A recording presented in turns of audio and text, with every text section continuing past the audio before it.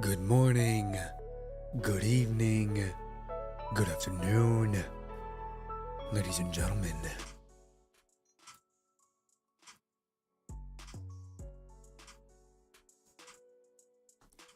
Good morning, good evening, good afternoon. How are you all? Hope you all are having a good Thursday or Friday, wherever you may be. So this week, I hope you guys are having a good week on top of it. This week has been very interesting. My car got stuck in the snow in my driveway. Not parking lot, in the driveway. So that was fun trying to get out, but we got her out. And then let's see. Still working on a lot of things on the back end. We're getting closer and closer to a certain point that I will reveal later down the road. But right now, we're just kind of having fun. You know, we've always just been having fun. You know, it's always been a nice little journey coming down here and just streaming the game that I enjoy, reading the story that I enjoy, and just being present in the moment to enjoy this moment. And I thank the man upstairs every day for that moment. It's always a blessing for me to be able to be here, to see another day, and to just enjoy the moment. Enjoy the moment, ladies and gentlemen. It's always fun. Tonight, we are going to be continuing on with Ishmael's wedding story. This will probably take us all stream just because it sounds like, for what I was reading, just from the first episode, is gonna be very long. On top of it being fully Englished.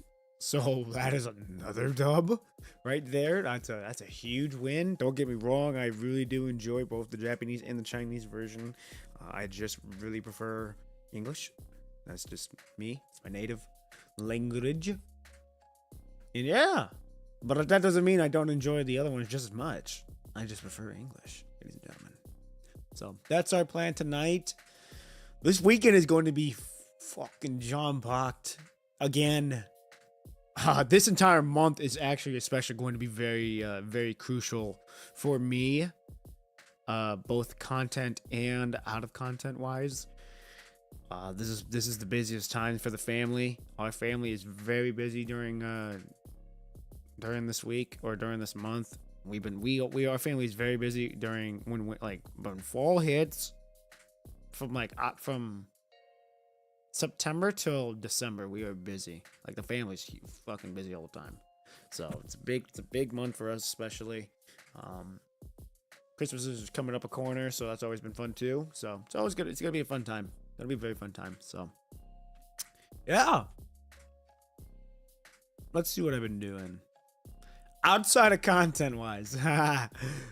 Just really working and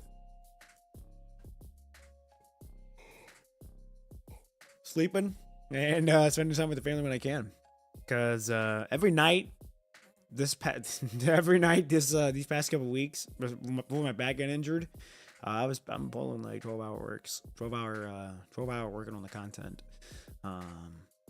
You know, that's gonna be the case this month, is especially with what I got coming out, especially with me needing to catch up on the short films, because I am behind technically. Since I need to get at least 2 out, but I'm thinking about combining into one big one to get it where I need it to be. But we're gonna see. We're gonna see.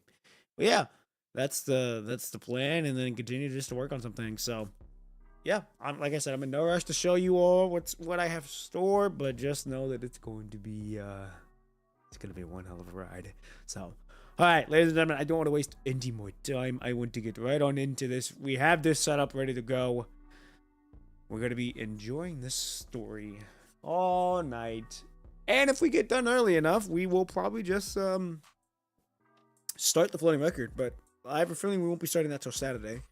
That's just how I see it going. So let me get this up. Let me pause the music. Oh yeah, we're ready. I'm ready. Okay, here we go, ladies and gentlemen. Episode 2, The Lamb's Lead.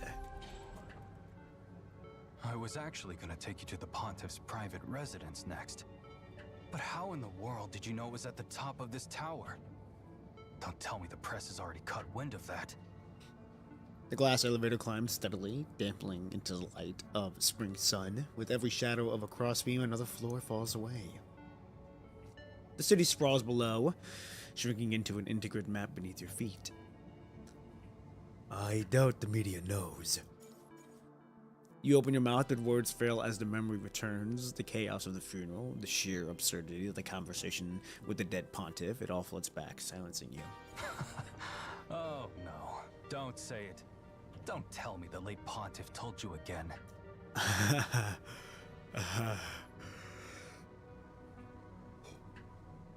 Let's just call it an Inspector Perk and leave it at that. That's the third time today you pulled that inspectorate card. You know that, right? Anyone else would have filed a formal complaint after the cemetery. I'm a saint for putting up with you. The elevator stops at the top floor. Anyway, we're here. Stick close. Right. The elevator door is open. You and Shorthop proceed down a long, silent corridor, across the prominent security line, and push your way through the heavy door at the end. The afternoon light filtering through the windows is weak, diluted into a pale, dusty glow. It's just enough to illuminate the entire room. The entire still room. This one's with me. From the inspectorate. After following Shorthart and then nodding to the other officers on duty, you begin to survey the room. The modest furnishings stand frozen in time, everyday items sitting neatly in place beneath a uniform layer of dust. The room has been under seal since its owner's death, untouched by any cleaning hand.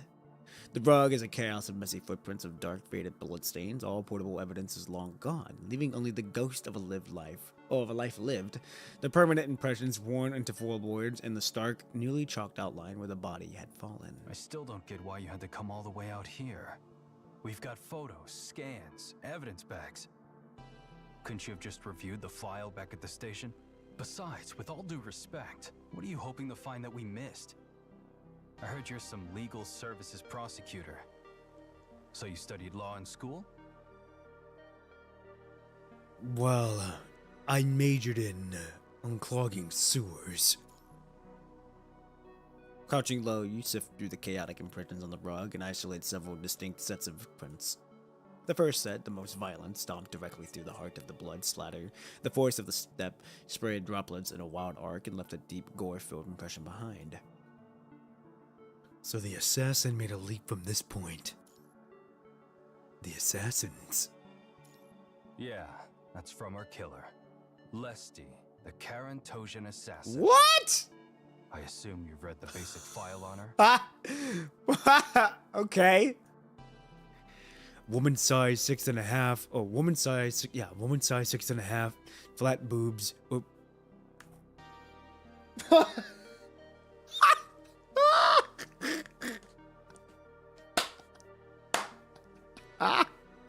I can't believe I said that.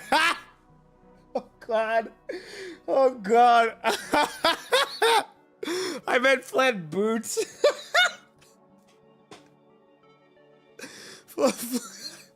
Not that one. God damn it. No fucking way, bro. Oh man. Soft souls. The kind people wearing in office buildings. She's light on her feet. On this carpet, she'd be a ghost. Lesty started at a military academy in Corinthos, but she washed out early. Came to Thebsia to study international relations. After that, she never really settled down. Bounced between public information firms, law offices, you name it. Right before this, she was just another paper pusher in the logistics department of a military contractor. The officer makes no comment on your professionalism, simply nodding in silent approval in your investigation and analysis. The second set of footprints. As you mention the second set of footprints, your gaze shifts back to the crimson stain on the rug. These prints tell a different story. The owner backing away from the blood, though likely barefoot, leaving a trail of smeared, sticky sole prints in her retreat. Size 8, about 143 pounds, wearing only socks. And cotton ones. Well, seems our former pontiff was quite, While the officer fumbles, searching for a diplomatic phrase, you cut with a rather blunt and intimate assessment. Looks like she was pretty relaxed at home. Oh, a sharp observation indeed. Oh, god damn, does she look good! Don't turn around. Don't rush to put a face to this voice. Just continue. Your logic is a captivating thing to witness. Oh, goddamn! That glimpse in the cemetery this morning planted a seed of illusion in your mind. Now, as you stand here outlining your deductions, you can hear the pontiff's voice, keen with interest, whispering beside your ear. It worms its way into your ears, creating an irresistible tickle deep in your consciousness. You. Shh. For now, consider me just an illusion. Then you feel it. The phantom sensation of the pontiff's hand caressing the back of your neck. Her gentle voice soothes the goosebumps it's raised, a hypnotic murmur that anchors your gaze forward. Now, where did we leave off? Ah, yes. The pontiff was wearing cotton socks. Because the snow has only just retreated, but the warmth is yet to truly settle in these stones. The hearths here, they never quite learned how to stave off the deep cold. One must take their own precautions. Why would the pontiff's own chambers have insufficient heating? You would have to ask the diligent little hands who see to these halls. It was never a discomfort I paid much mind to, so I never thought to ask. And based on the blood spatter, your heart was pierced right here on the rug.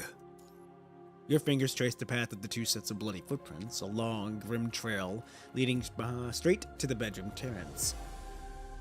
How could you possibly have made it all the way over here with a wound like that? Still as curious as ever, I see. Her voice, laced with amusement, whispers at the edges of your consciousness as her gentle hands cover your eyes. You have already gathered so many of the pieces. Arranging them into the moment itself should be within your grasp, shouldn't it?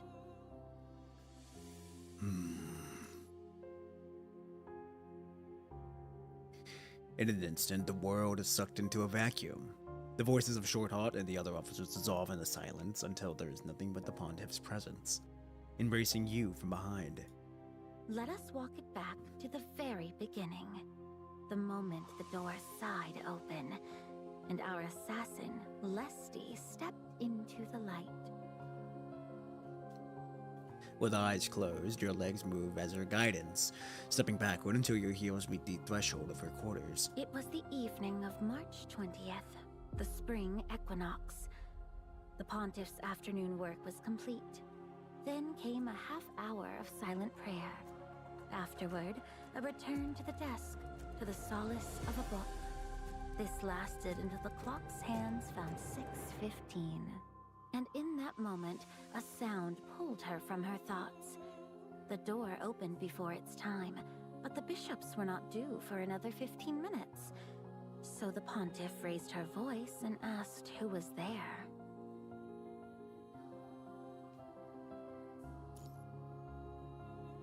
At the doorway, your eyes open. This time, the killer, Lesty, has already pushed the door open, standing right before you. Existing only in this illusion, she cannot perceive you, an observer from reality. Her eyes are wide, pupils dilated. You can almost feel the heat radiating from her skin. Her right hand is clenched white-knuckled around a hidden object, while her left palm has left a damp, ghostly imprint on the heavy wood. But the most striking are her fingers. From their tips extended several slender, questioning trendles, more than you've seen on anyone else today. Why does Lesty have so many trendles? I should follow her. Lesty slips into the Thespian pontiff's quarter, her soft boots leaving a trail of impressions on the rug. For the trampled fields of Corentos, for the birds shot from our skies, let the oppressed Pray for me! Ah, no wonder I've sensed so much. It was never my secretary. Leslie rounds the living room corner and freezes. There, standing as if she had been waiting all along, is the very pontiff she had come to hunt. So I'm gonna assume that that Ishmael was already kind of gone and dead before she even got the chance to do it. You knew? Never mind. I knew only that you would come. The rest was shadow. But if you wish to speak, I will listen. Don't play the saint. You've colluded with those damned ministers. You let them steal our land and kidnap our children. You've dumped war, disease, and filth on our doorstep, destroying our meadows and ponds. Their actions are not mine. They do not move by my will. Lies! They'd never dare without your silent approval. Every one of you wants to strip our land bare. And when the flesh is gone, you'll crack your bones for the marrow. You did not come for answers. The pontiff gazes disappointingly at Leslie's fingers. How dare you? How dare you wear that face of innocence? How dare you let it all happen? All under the Holy's gaze. With the Holy's blessing. With trembling rage, Leslie reveals the blade hidden in her right hand. She levels it at the pontiff, draws a sharp, shuddering breath, and steals her resolve. I have nothing left to lose. If I must kill a god to be free, then so be it! The truth is lost to you now. Fuck! The hint of pity in Pontiff's voice is the spark in the barrel of gunpowder. It detonates Leslie's control, unleashing a blinding fury. You're right. I didn't come for answers. Watch closely, Your Holiness. Today, I bring the answer. This is my answer! Leslie commits to the kill. She drives forward with a powerful step, springs into the air, and hurls her entire weight at the pontiff. Within the illusion, time distorts. You squeeze your eyes shut, deliberately turning away from the murderous act of the blade, refusing to witness the first spray of blood. But then, those gentle hands from behind press against your temples, compelling your gaze toward the horrific spectacle. Look, this is the moment. At 18, 19, 20, she plunged the knife into my chest. The knife sinks into the flesh with a wet, soft thud. A crimson plume erupts. The hand clenched around the hilt trembles violently as the vivid lead tentacles, like threads of life itself, are swiftly spun from the pontiff's chest. A torrent of blood soaks from the faces of the assassin and her victim, matting hair and streaking down their bodies in thick rivulets before cascading into the rug below, forming an exact gruesome depression where you had just been tracing footprints. As if untouched by pain, the pontiff stumbles backward in silence. Leslie, still locked onto the knife, is still pulled step for stumbling step. Who sent you here? So much guidance has been poured into you. You must open your eyes and see the strings you mistake for your own will. Don't you dare! No one pulls my strings. This is my choice. My answer for every horror you've created. If my death is the solution you believe will save this world, then I will not stop you. I accept it. Just shut up! But you will see the world that follows, and you will find it is not the salvation your current self dreams of. Stop talking! How can you still be? This is crazy. Pure terror contorts Leslie's face as she realizes she's facing a monster that refuses to die. The blood-drenched figure before her pulls her steadily backward in a gotique, shuffling waltz across the rug. At the Marbre dance end, the pontiff, the merciful one, releases a deep final sigh.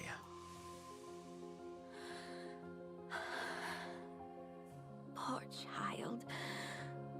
You are caught in a current you cannot escape, yet the shore it leads to, you are not prepared to behold.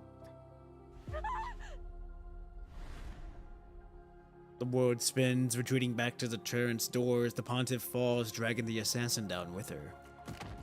Your gaze follows their collapse until they come to rest at the edge of the turrets. The mental illusion created by Pontiff's Ishmael vanishes in an instant, replaced by a warped chalk outline of a human corpse.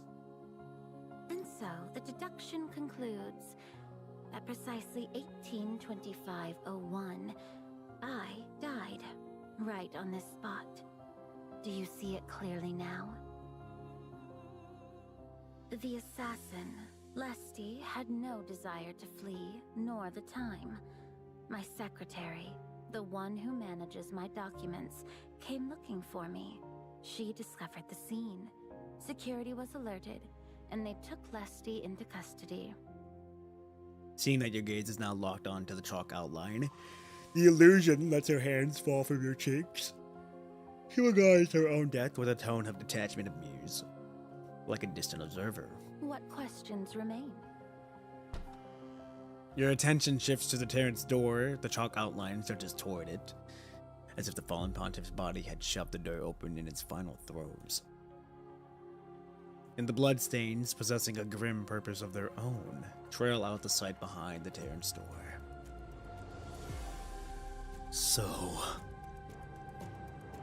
the real you is behind that door. Then open it. See for yourself. Trust your instincts. The voice sounds pleased. In this world, the divine power can guide all things. All except you.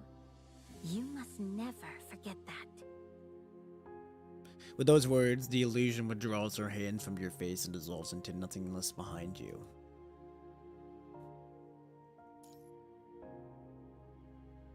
Without the illusion's guidance, the reality of the room swims back into focus, yet feels strangely blurred, like a photograph losing its definition. Officer, have you checked what's behind this door? There is, however, not a sound to be heard. Officer? Your turn. Oh, you turn. The officers stationed around the room, including Shorthold, have collapsed in silence on the floor. Their fingertips appear clean, all traces of the squirming trenders gone. A quick check confirms they are only asleep, their breaths deep and steady. They cannot answer, offering only a silent, unconscious permission to proceed. You are, disturbingly, almost accustomed to such inexplicable events. After dragging each officer to the couch and arranging them as comfortably as possible, you draw a steady breath and make your choice.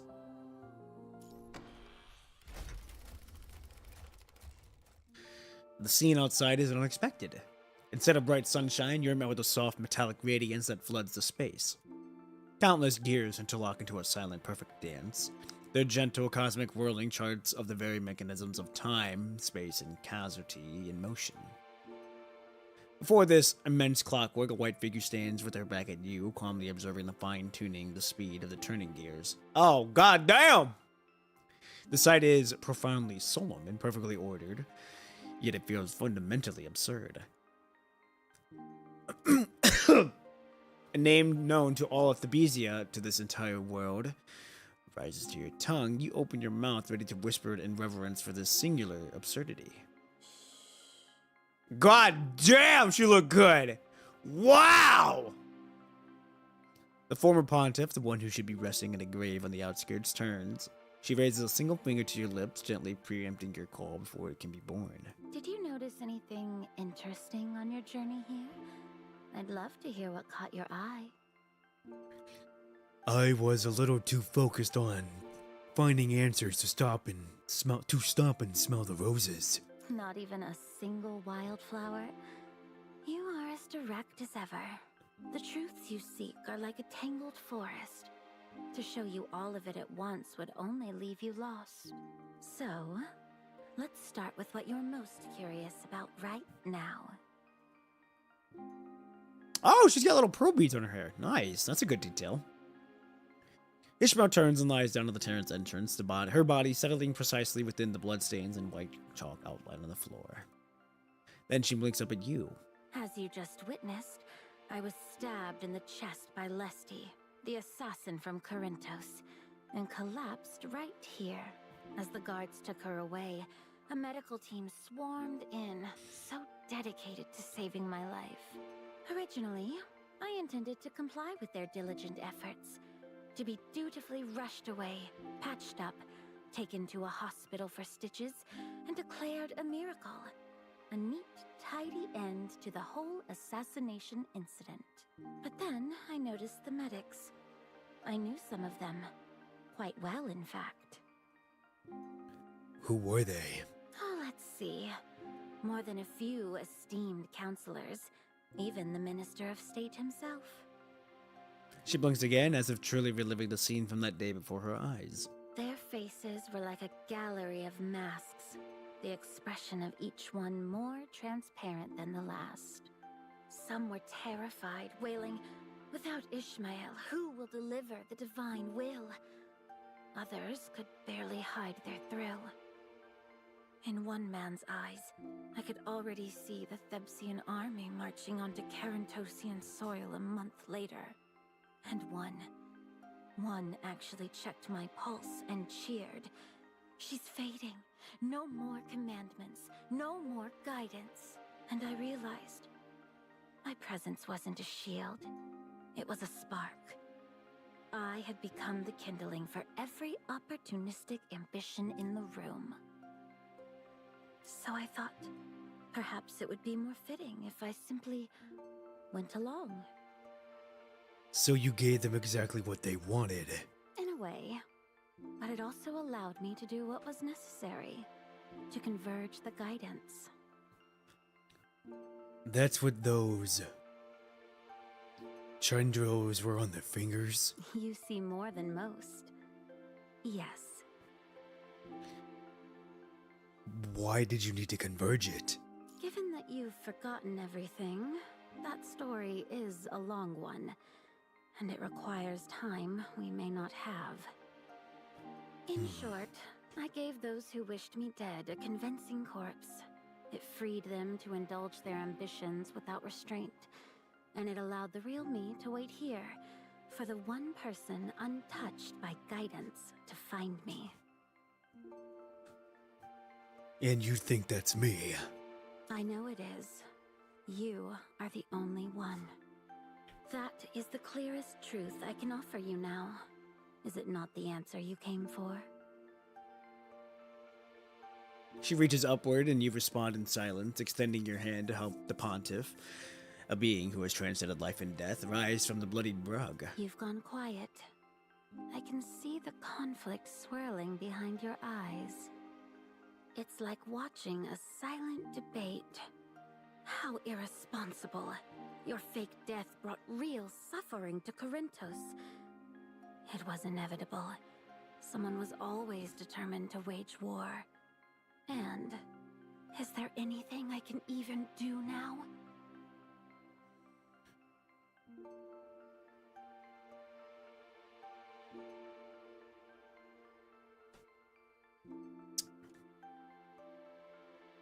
I've thought of all of that, but I can only say this now. I'm just a mortal. I have no power over you. I'm just an ordinary person. I have people I need to protect. And after meeting you, that includes you too. So I just have one question left. Witnessing your inner contradictions and painful struggle, she shows a touch of generosity. Ask me anything. I will hold nothing back. Can your divine power stop this war from spreading? No, quite the opposite. It is the kindling that started it. Thank you. You would leave so soon. After a simple thank you? There are still so many truths about this world, about you, that you do not know. I don't have the luxury of worrying about things beyond my control.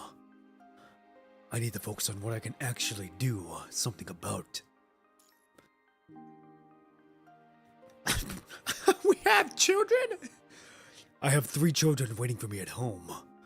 3 of them. Are their names Lucia, Lee, and Liz? That's what I thought. I'm like, maybe, but how do you even know that? You know what? Yes. I adopted them all in Corinthos. Your affirmative answer evokes a rare, subtle expression, something unreadable yet profound on the pontiff's unwise, dignified face. I must apologize. For this, I am truly sorry. She apologizes without any apparent reason. I do not believe you will be able to return to those 3 children. You've been marked. This world has taken notice of you. About to leave, you freeze mid-stop at her words and turn back to look at her. What are you implying? Precisely as it sounds. You are an anomaly, a variable it cannot account for. And so, it will try to correct you. Wherever you go, you will feel a pressure, a weight that seeks to grind you down. A misplaced step on a stairwell, a runaway carriage on a busy street, a snapped cable on an elevator. The world will become a dangerous place of unfortunate coincidences. And it has already begun within you. You feel it, don't you? Your own body is turning against you. Ishmael raises her hand and places it on your chest. Beneath the warm skin, your heart beats with an inorhythmic rhythm against her palm. You're ill. It's just a cold. I've seen a doctor. Is that what they told you? You should seek a second opinion. Unless we find a way to shield you, you may not even make it out of this tower. What do you want me to do? She watches you, carefully gauging your emotions, and offers a slight, knowing smile. Trust me. Let me help you. Or, if you cannot bring yourself to trust, then simply stay close. Do not be afraid. This is not a bad thing. We will have time to talk, to understand one another. The glass elevator door closes on the top floor, embracing it as 2 passengers before beginning its ascent. The long afternoon of investigation and conversation had bled into the evening. As the car glides downward, the deep orange glow of the sunset streams through the glass, flashing between the building's horizontal beams in a steady pulse with each passing floor. The city sprawls below, sinking into an intricate map beneath your feet. The view is strikingly familiar, the near-perfect mirror of the dream you had earlier in the carriage. Ishmael produces Puwalowina? I don't know how the hell you say that. Wooden die from seemingly nowhere, idly rolling it between your fingertips. Tell me about yourself. We have just over 3 minutes before we reach the ground plaza. Okay, what is it you want to know? Everything. Your very existence is a question I cannot answer. If you need a place to start, tell me about the 3 children you care for. We know them inside and out, okay. Equinox! Good morning, good evening, good afternoon, wherever you may be. Hope you're having a good one so far. Welcome back to the stream. How are you? Hope you're having a good week. Just in time, we're getting ready to learn about our 3 children that I have. But it's a good chapter so far. I'm enjoying it. I'm enjoying her skin, and I'm really enjoying the story on top of it. This is a good read so far. Or perhaps how you came to this world, your upbringing, or what shaped you into a prosecutor, or simply the things you cherish, the people you hold dear.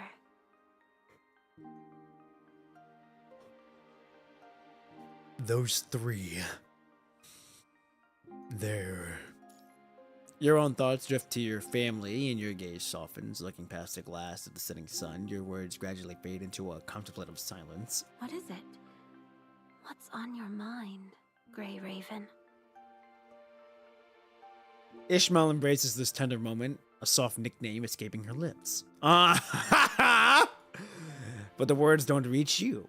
Your thoughts have already sailed beyond the spirals of mighty Thesabesia, across the seas to distant Corinthos, and are finally held captive by the dying sun on the horizon. You raise a hand, pointing toward its warm, fading glow. It's nothing. The sunset is particularly striking today. The sunset? Ishmael, seemingly moved by a remark, turns to witness what she had never paused to appreciate. The word sun. Her features soften in the amber light. Huh. A rare rosy hue. Do you favor pink sunsets? Your gaze is drawn back to her, lingering on her eyes for a heartbeat before it flickers, involuntarily to her hair now glided by the sunset. Oh, you're thinking it's the same shade as Ishmael's hair. How poetic. Did you have to vocalize that particular thought? Don't worry. It was only a guess. Your mind is the one place I cannot see. Never forget, you are the one gear that turns outside the machine. And I appreciate your admiration. I cherish the way you see beauty. Alright, we are gentlemen, ladies and gentlemen. Well, we don't buckle. We don't buckle. 1 minute. Just enough time to explain what comes next.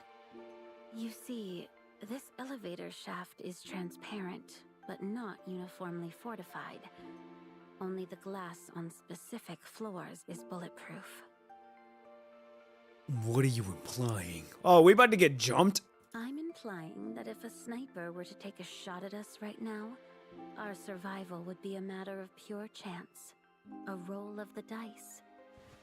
She takes half a step forward, leaning close to your ear. Picture this. In a nearby residential building, a highly skilled professional assassin has already set up a sniper rifle, waiting as this elevator carries us downward, with their crosshair aimed directly at someone's head. This is the tallest tower in Thesabesia. Hitting a moving target in a descending elevator is nearly impossible. But what if the situation were worse? What if the world itself is the marksman? It wouldn't need a sniper. It could simply bend the light of the setting sun, guide a particle with the gentlest nudge. Whiz. So guess, which pane will it strike? The reinforced one? Or the one that will shatter? And who do you think it's truly aiming for? Me? Someone already declared dead? Or you? Let us consult the ledger of fate, which has never been balanced. The distribution of vulnerable pains is... Suddenly, Ishmael leans in, pressing her forehead against yours in an intimate gesture.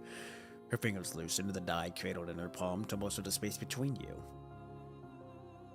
Your eyes, reflexively following its fall, catch a perfect frozen glimpse of the number facing up in its final second. How unfortunate. Your probability of survival is precisely 0. Oh! In the distance, the setting sun trembles slightly. You have to admit, the omnotopia she uttered earlier mirrors reality all too perfectly. In the same instant, something tears through the air. A tiny hole punctures the glass elevator shaft as a spider web of cracks explode outward. In the stretched silence before death, you see it. The bullet shot by the world itself. It's a crimson filament, thin as silk, writhing through the air, identical to the red thread sprouting from the other people's fingertips. But a cascade of pink-white hair arrives first. Ishmael throws herself onto the path, shooting you. But you're right before me. How could I let a death so devoid of meaning touch you? Her voice resonates directly in your mind. The crimson thread pierces through her right carotid artery and bursts from the left side of her neck, pulling a violent gush of blood with it. Oh wow, half a second later, it splats across you, warm and thick. At the base of the downtown tower, a scrum of reporters and photographers clog the entrance, shoving for the shoving for the perfect shot. Where did that leak come from? Hey, which outlet broke the story? Who's claiming the pontiff faked her death? Hey!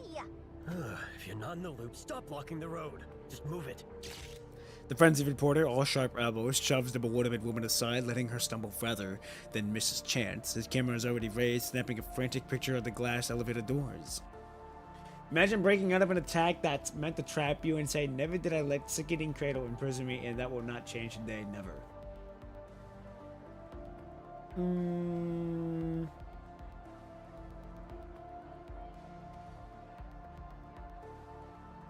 Yeah, kind of like doing whatever you need to get out, or doing whatever you can to like get out. Like it's another day in the office at that point. It's like, well, something's coming to come get me. It's tried before. It ain't gonna happen today. Only after securing the shot does he bother to toss some perfunctory words of explanation. They're saying the pontiff's been holed up in there the whole time. That big police announcement about her burial this morning? A complete sham! The pontiff herself is gonna walk out that door any second. That doesn't make any sense. Seriously, where did you hear that? Who cares where it came from? Look, the elevator, it's coming down!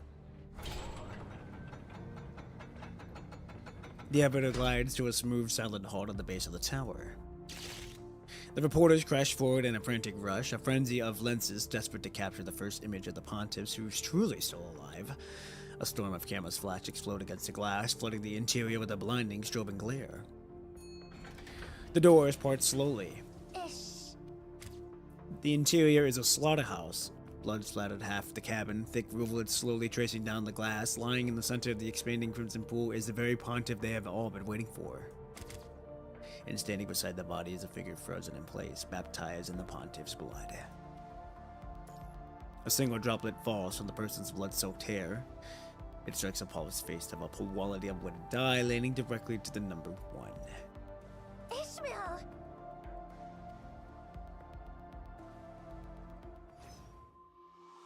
Okay, that's 2. I watched FNAF 2 last night. Oh, nice. Did you like it? I didn't watch any of the FNAFs. I didn't watch FNAF movie. I haven't watched the FNAF movies at all. I used to watch the game theory type shit, but that was like a long time ago. So it's been a minute since I've last anything heard about FNAF. But I hope you enjoyed it. I hope it was good. All right, here we go. Die of Solace, episode 3. The radio crackles, and the announcer's distorted voice cuts through the static. A terrible quiet has fallen over thousands of people. Yesterday morning, authorities from both the police and the church made a joint announcement. The former pontiff had been laid to rest in a private, secret ceremony. However, that official statement was contradicted in the afternoon by eyewitness accounts placing the former pontiff alive within the central tower. And as it turns out, they were right. The former pontiff Ishmael, or perhaps we should say the pontiff Ishmael, who was still alive as of yesterday evening, did reappear before the public. But the manner of her return was horrifying. Last evening, onlookers watched as a transparent elevator descended, but it was not a normal descent. The car was filled with blood. Inside this fish tank, as some are calling it, was Ishmael, collapsed, suffering from a severe wound to her neck. Even more notably, there was another passenger in that elevator who emerged completely unscathed. A member of the Inspectorate General of Corinthos has now been named a suspect in this homicide attempt and is in police custody. At the scene, Pontiff Ishmael was confirmed to be in critical condition and was rushed to emergency care. Currently, she remains in a life-threatening condition. Well, and just like that, I was dragged into this mess. Was fun. Watch with a group of friends. Oh, nice. Hey, it's always fun going to the movies with a group of people. Me, I don't mind going to the movies with a group of friends, and I don't mind going to a movie solo. I've gone to movies solo, and I've only gone to a movie a couple of times with groups of friends, but mainly solo. I feel more at ease. You know, grab my own popcorn, grab my drinks, get to my own spot, get the best seat in the house, making sure I got that, and then just kind of going away and do what I want. So, I like boss fights that give you tips midway if you're failing. Oh, yeah? Like, they kind of, like, they're like, yeah, we're kicking your ass, but, you know, I'm going to let you have a fighting chance, so here's a tip. That's interesting. That's an interesting way to do it, yeah. I've never usually heard of a game doing that. So, one of them I fought when I was half dead, saying, eyes up here, don't you go loser, your head's now. Oh, don't you go losing your head now. Oh, okay, I see now. You buying any of that? Your fellow inmate a man thrown for robbery scowls and shoots a mocking glance toward the ceiling's raiding kingpin. Not a word. This one's in here for something way heavier than my rap. I can smell it. Hey, you're the one who did it, aren't you? Working with that assassin. What's her name? Leslie? It's all over the news. Hell, everyone at Thebsia knows that name. Funny thing is, soon as they toss you in a cell, the people hit the streets, saying that the whole assassination was a scam. That the Pontiff faked it to dodge a trial. They're saying we've got no rights to send troops into Corinthos. And it's not even these well-meaning peace activists. Everyone is screaming at the government, demanding proof she's even alive. Real-time medical updates, can you believe it? The whole nation's about to tear itself apart. Lest these Kranantosian. And so are you. You're in on it together. Typical Kranantosians always playing your little games. You think the boss was paying you a compliment? Dream on. Even if you could prove they wanted a war before the assassination, nobody who matters would care, especially not the Thebsians who've been itching for a fight. We ain't saying nothing. Cause you always aim for your neck, so you gotta keep them eye level. Ah, okay, yeah. Yeah. So it's like, it's a hint, but like, you gotta be able to dissect that hint and be like, oh, I see what you mean now. You stop explaining, your glance flicks to the tentacles, being eagerly twirled between the two inmates' fingers, then you lift your head and resume listening to the radio broadcast. Don't get so high and mighty. You know what I did? I killed a useless apprentice in my shop. But you're in here with me. And in Thebsia. That means your crime is worse. Because your money and power are more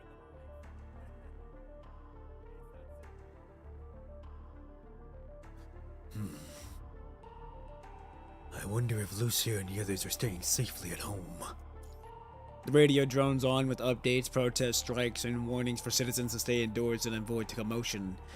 Security forces, it announces, have been deployed to maintain order. Areas affected by protests and strikes include the southeastern region, southern transit lines. Advised to exercise caution. The signal wavers into a burst of static, and a different, more familiar voice cuts through. It captures your attention, pulling your wandering mind sharply back to the reality of the cell. I was gonna say, it sounded like her. Huh? But I overheard the warden today. Said all those charges against the Pontiff, they're legit. She really did fake her death. Made the entire police force look like complete fools. They're furious. I knew it. I always said the Pontiff made a deal with the devil. Probably funded her whole escape with our taxes. Got shot for real? This time? Good. Let's hope it sticks. Hey, Karatosian! You better be sure you put that idiot Pontiff down for good with your one shot. Might be the only decent thing you ever done for Thebsia.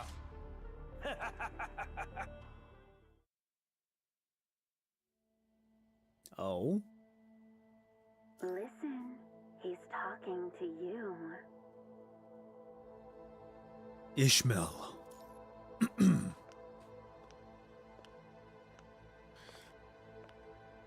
Well, did you put the Pontiff down for good with your one shot? Don't feel like answering? Very interesting here. Silent as a shadow, a woman in a long robe materializes in the prison corridor. Her gaze, sharp and intent, finds you through the iron bars. At the same moment, the radio broadcasting their little entertainment dies with a final crackle. The two soulmates, robbed of their distraction, stare in confusion as its silent antenna.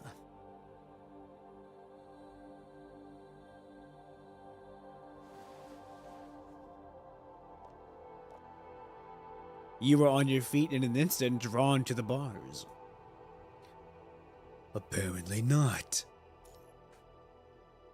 Apparently not. A familiar smile curves beneath the visitor's hood. Without a word, she signals the guard behind her to release the door. The poor Krentosian. Forgot how you fucking say the name, but oh well. Let's go. As I said, just follow me and stay by my side.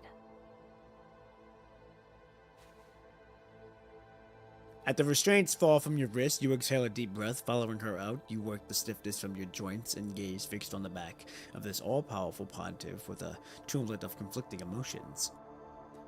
Her infamy is now legendary, a fact known to all, yet she did take the bullet for you.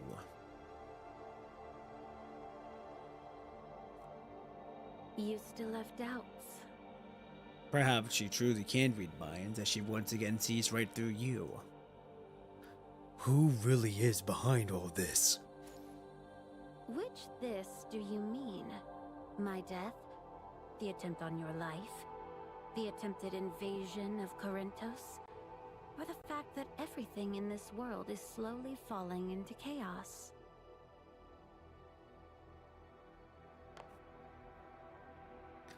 All of it. She has already led you to the prison exits. When hearing your response, she turns back, her gaze holds you. The one responsible for all of it? It's simple. The law of this world. Back in the tower, you said the world had its eyes on me. I didn't get it then. But after what happened in the elevator, I'm starting to see. At least a little. With a push, the prison door swings open, flooding the dimness with the sunlight that feels entirely new. Though its absence was brief, it fills you with the gratitude of rebirth. Ishmael, tell me what you meant about the law of this world. A genuine smile touches the pontiff's lips. In your words, she finally feels it. Trust, reliance, and the simple salted weight of her own name. Oh, damn! Standing framed on the light, she throws open her robe. With the magician's grace, she flicks her sleeve, and the Powalian wood dye, still stained with a single drop of blood, appears between her fingers again. It would be my pleasure, my dear Grey Raven.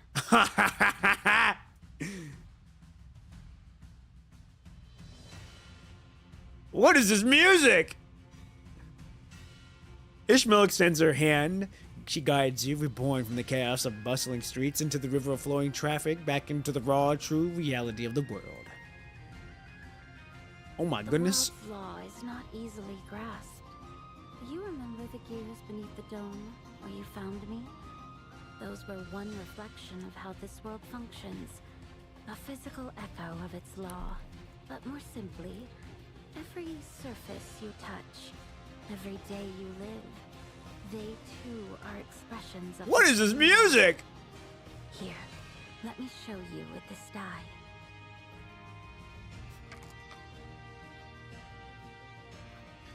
At the crossroads nearest to the prison, she casts a die. After a brief moment, it comes to rest, showing the number 10. 10. Equality. Balance. Perfect harmony between giving and taking.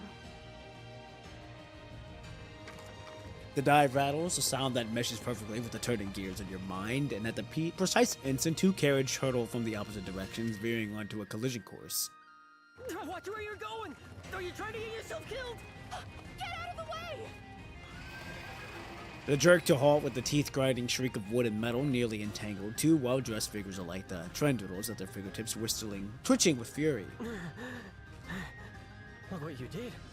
You cracked the hub on my left wheel. How am I supposed to make my train now? Oh, and I suppose you're the only one with someplace to be. If you're in that much of a hurry, maybe you should have taken a motor car. You've gone and broken my right wheel. The crowd swiftly gathers, buzzing with pointed fingers and gossip, yet to many others, seemingly numb to the chaotic accidents of this crossroads, merely shake their heads and continue on their way. A small hand tugs at Ishmael's sleeve. A child stands there, opening his palm to reveal a single silver coin, a slender trendle coiled around it. Ma'am, did you drop this? I found it for you.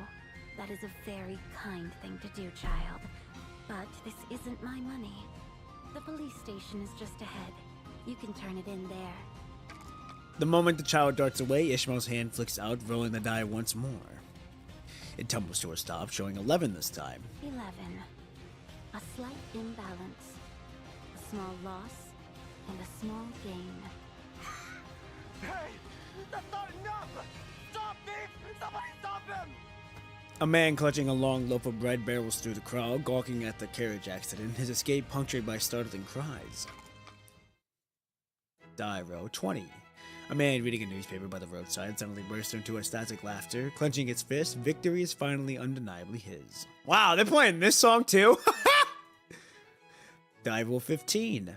A newsboy shouts headlines in the din. Passerby stuff coins in his palm, snatching papers. Thanks to the war between Thespian and Corinthos, he's reaping the biggest profit of the quarter. Die row 2. A man who lost everything at the horse race sobs at the street corner, head in his hands, his ring, his hat, and even his bow tie, all will be forfeit. The trendrils extending from everyone's fingertips seem to wither infinitely, a forest of manocrate strings dancing under the sun's indifferent gaze. Die row 1. The two of you arrive at the police station steps where an unexpected figure sits waiting. Leslie. Interesting.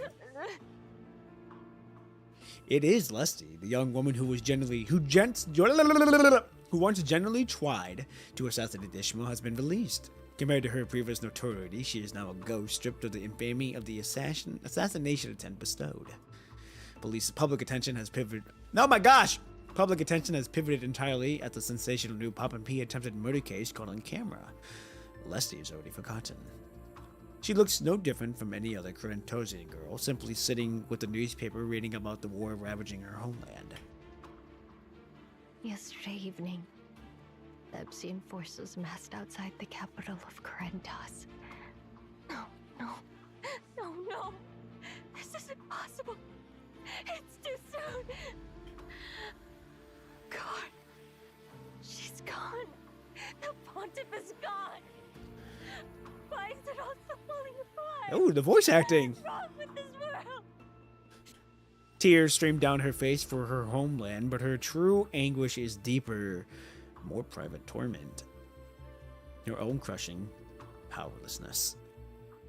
But before her, a massive protest march floods the street, a human tide whose scale and fury rival the Thespian army itself. Stop the war! Stop the war! Don't open fire! Don't open fire! They thrust red and white signs high into the air, the place cards embezzled with bold, defiant slogans. A few even bear the script of Corinthos. Don't fire. Don't kill my people. Please, God, someone, have mercy on Corinthos. What do I do? What else can I do? Tell me what to do. Please, just tell me. Ishmael comes to a halt beside Lusty, tucking away the die. Showing you all this, it should be enough. Can you hear it now? This is the world as I perceive it. Gears mesh with perfect precision. Dice tumble in infinite variation. All things are drawn into a dance of order and chaos, ascending in an endless spiral. Her fingertip brushes lightly against your ear. Suddenly, the relentless cacophony of the grinding gears and rattling dice force your mind, or floods your mind. A phantom echo that refuses to fade. This is the law that governs this world.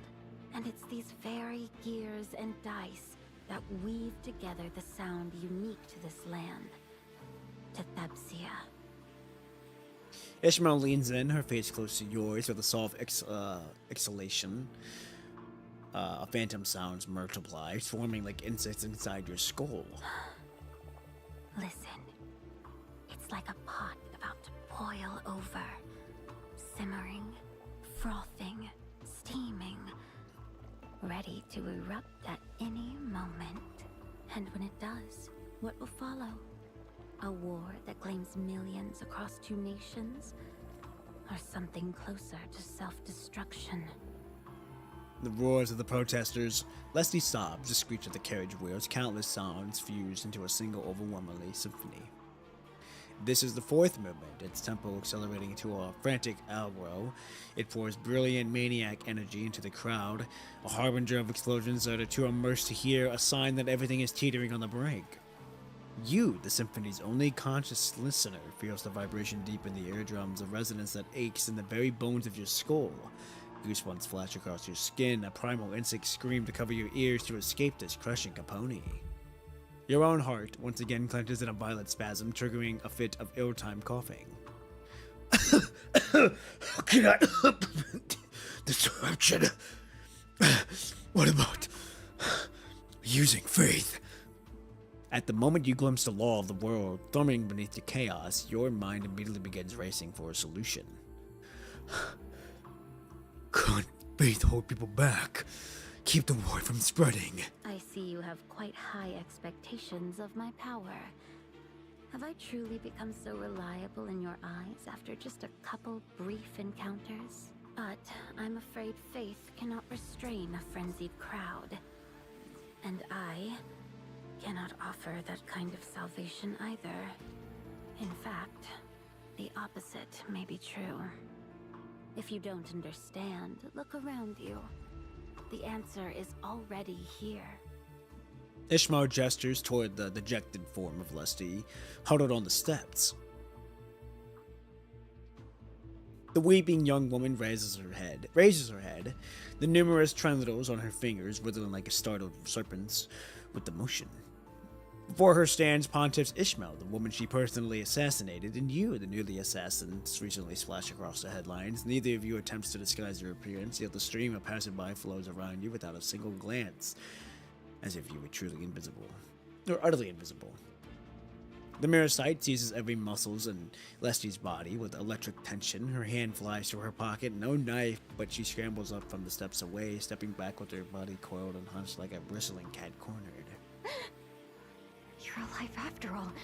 No, you should be dead. Weren't you dead? Oh yeah, hey! Hold on now! And you? Weren't you locked up? Where did you come from? The truth eludes you. You see the flame of hatred, but you aren't ready to hold its heat. Ooh, that's a bar! Yes. The Psu one. For warmongers like you, I was the perfect catalyst. Walking right into your trap. I see that now. You see a fraction of the truth, and that fraction has become your new cage. Your life was never meant to be confined like this. Even if I'm consumed by hatred forever, even if my homeland burns, and my friends die, I won't stop fighting! If I killed you once, I can do it again! If I can fight back once, Corinthos will fight back 1,000 times! Leslie's teeth grind with pure rage at the life of the street, bustling traffic. The flowing crowd continues utterly interrupted, wholly oblivious to the confrontation unfolding to the steps, as if an unseen force shields it from their perception. Ishmael lets out a soft sigh. What I mean is, you've hated the wrong person. Killed the wrong person, child. The ones who sent you to kill me wanted a reason for war. You were just a pawn in their game. Everyone, even themselves, even me, we are all pieces. Don't play the victim! You don't deserve anyone's pity! Indeed. Using faith for political gain is an old tactic. I've been prepared since the day they named me Pontiff. And sure enough, the moment I dared oppose those in power, my disobedience turned me into the Pontiff of deplorable deeds. The madness lives in this nation, in its people, in everyone you see on this street. But have you considered this? Perhaps I alone am free of it. Leslie lifts her head, teeth clenched in fury. Don't tell me you were against the war. I won't fall for your lies. But you already knew, didn't you? After you killed me, you went through every document in my study. I still remember the look on your face as you read. You... Leslie jerks her head away, desperately resisting the truth. Look at me, child. Lift your head. I did search your things. I saw the documents. Your arguments against the war. But something in me... I didn't want to see it. Couldn't accept it. I only wanted to listen to the voice in my head. The voices in my head! She never regrets her courage, but lives in terror of missing the chance to choose, or worse, having the freedom taken to her from her entirety. Ishmael listens, patient and unmoving, as Leslie struggles to untangle her own thoughts. A full 5 minutes pass before the young woman, trembling, finally gives the voice to the truth. Back then, even now, I think I need someone to hate. Later, I saw it too. How they blamed your disobedience, pinned every crime on you. Let everyone spit on your name after you died. But so what?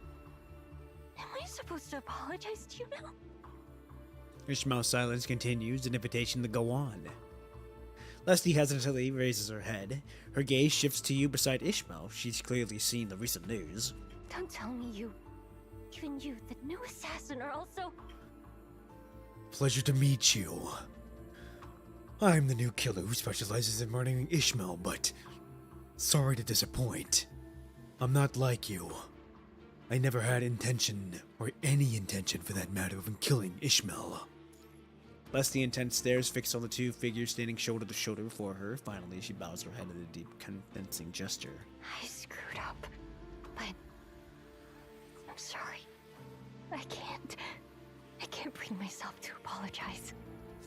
Ishmael extends her hand with a merciful and generous touch. She draws forth every last trundle from Leslie's fingers. A momentary vacuity clouds Leslie's eyes before the light swiftly returns. I have removed the guidance the world imposed upon you. You are unburdened now. You have been cleansed. Why abandon your curiosity and courage now?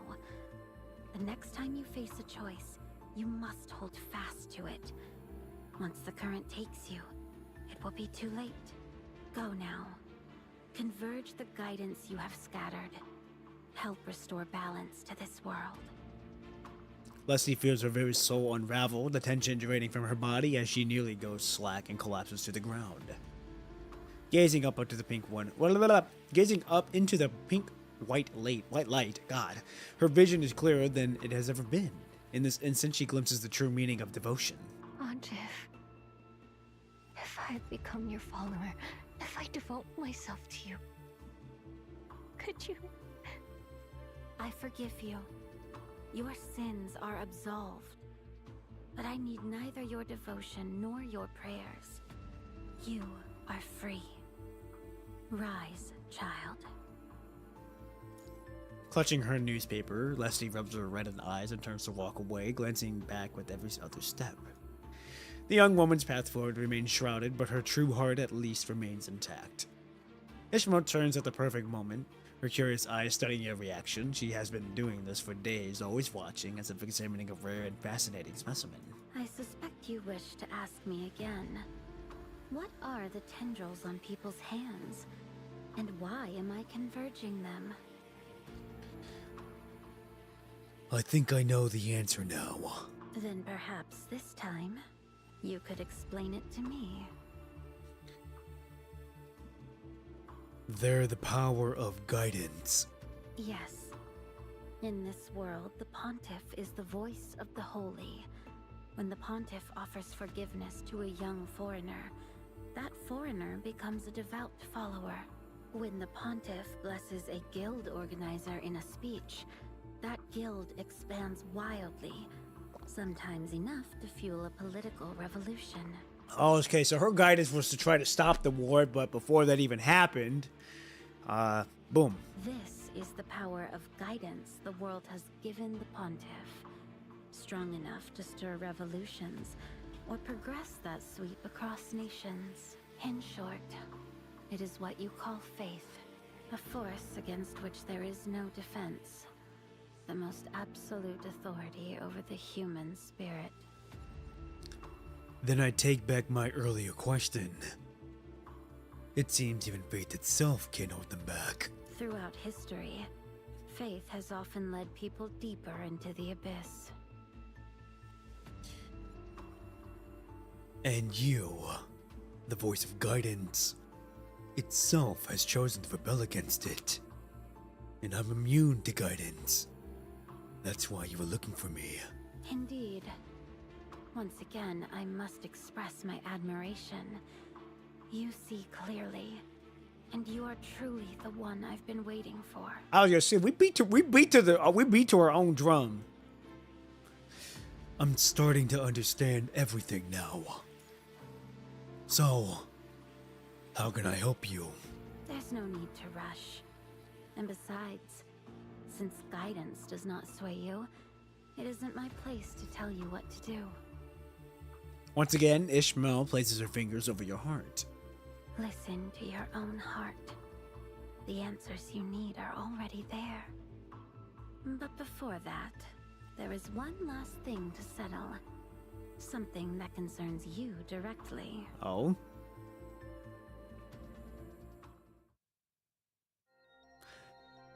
I like how we have married Lucia and Selena and now Ishmael. Yeah, I wonder who's next.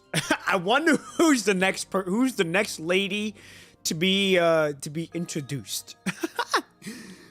In the finest hospital of Thessaloniki, citadel of concentrated advanced medical resources, Ishmael sits beside you in examination room in the hard wooden chairs. She watches intent as the doctor sketches on the sheet of paper, his pen quickly outlining the shape of a heart. Is it really necessary to spend so long drawing? Patience, patience. I need to finish this drawing to properly explain what's going on. The doctor doesn't even look up. Wasn't this just supposed to be a cold? The clinic said it was just a cold. But after reviewing your scans, it's actually... Motherfucker, just get to the point! Nervous? Man, hell no, we don't fucking buckle! She takes her hand in hers, a palpable warmth flows from her palm into you, and temporary solace for your hearts were so uncertain of a future. Since it's your fate on the line, why not roll the die yourself? You take the die, ignoring the droplet of Ishmael's blood that has seeped into the grain of the Pulwina wood on the one face and cast it across the smooth table. It rattles twice before coming to a definitive stop. The number 1, with its cousin crimson stain, mocks you once more. It seems the world has made its stance toward you quite clear. It really wants me gone. There, all done. Would the patient like to step outside while I speak with your companion? What? No, just fucking say the damn thing. You may speak freely. There is no need for secrecy. I believe our patient is already prepared. All right then. This is your heart. Look here. The doctor holds up his drawing, a remarkably detailed rendering of a human heart, and points decisively to the center of the tip of his pen. Heart conditions vary. Some of the most common congenital defects involve something missing. Your heart is also missing a piece, but not like a typical septal defect. Okay. It's right here in the center. The tissue, the valves, it's completely hollow. He then makes a fist in front of his paper as if gripping a core chunk of muscle and quickly flings his hand away in a gesture of dismissal. The essential piece of flesh, the motion says, simply does not exist. From what I can see, your body doesn't rely on your heart to circulate energy. If there are gods in this world, you must be sustained by divine power. After all, a heart this independent and free, this world simply wasn't made to accommodate it.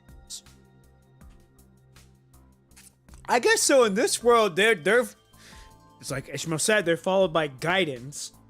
But since we don't follow that rule because we're, rule breakers and we like to fucking do what we can and do it the way that we think is right, I guess that in turn fucks our heart up. Can it be treated? I'm sorry. I've never seen a case like this before. Suddenly, the doctor coughs. His hand trembles as he removes his glasses. He stands to shake hands with you. His professional composure shattered to the trend as his fingertips begin to spin with an uncontrolled excitement. Thank you.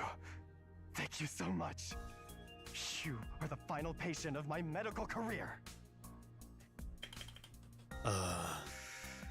Seeing your heart, it was like a divine calling. I finally found my resolution to become a priest. Being a doctor won't save Thebsia after all, right? You could have just said that I was dying. Somehow Ishmael was moved through the capital of the Beastia entirely unrecognized. She releases a soft sigh as he observes the gesticulating doctor in your complicated expression. Shall we try another department?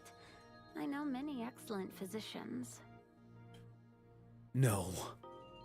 Let's go, Ishmael.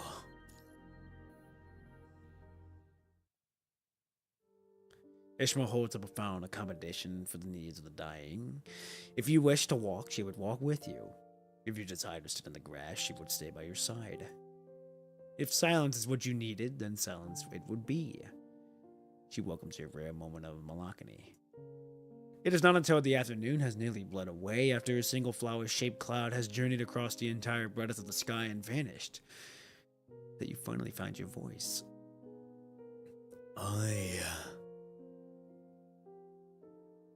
I'm dying. Excess can be cut away, but absence is rare and far harder to fill. What am I supposed to do now? So much of what I used to care about feels meaningless now. We could think it through together. Many turn to faith when facing illness, something to anchor a lost soul. If you need that, I'm here. I will listen to your prayers. You want me to devote what's left of my life to you? I'm only offering a choice. Not to a god, but to me.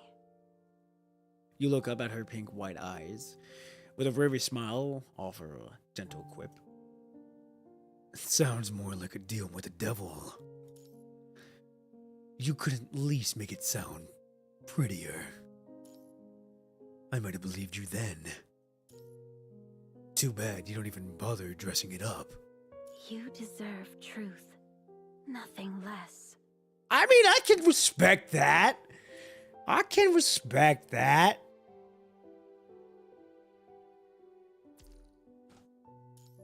You turn to face the sunset another evening, the same wash of pink and white across the sky, but today the pink is faded and the white seems pale and sickly. Can you read my mind now? As I said before, I can't read thoughts. I can only guess. But if I were to guess, you're thinking of your 3 children back home. You're wondering, what happens to them if I die? Who will take care of them? If Thebsia takes the capital of Corinthos, when will I see them again? They're only 8, but they'll be forced to flee to the countryside. If supplies run low, will they even have enough to eat? Oh God.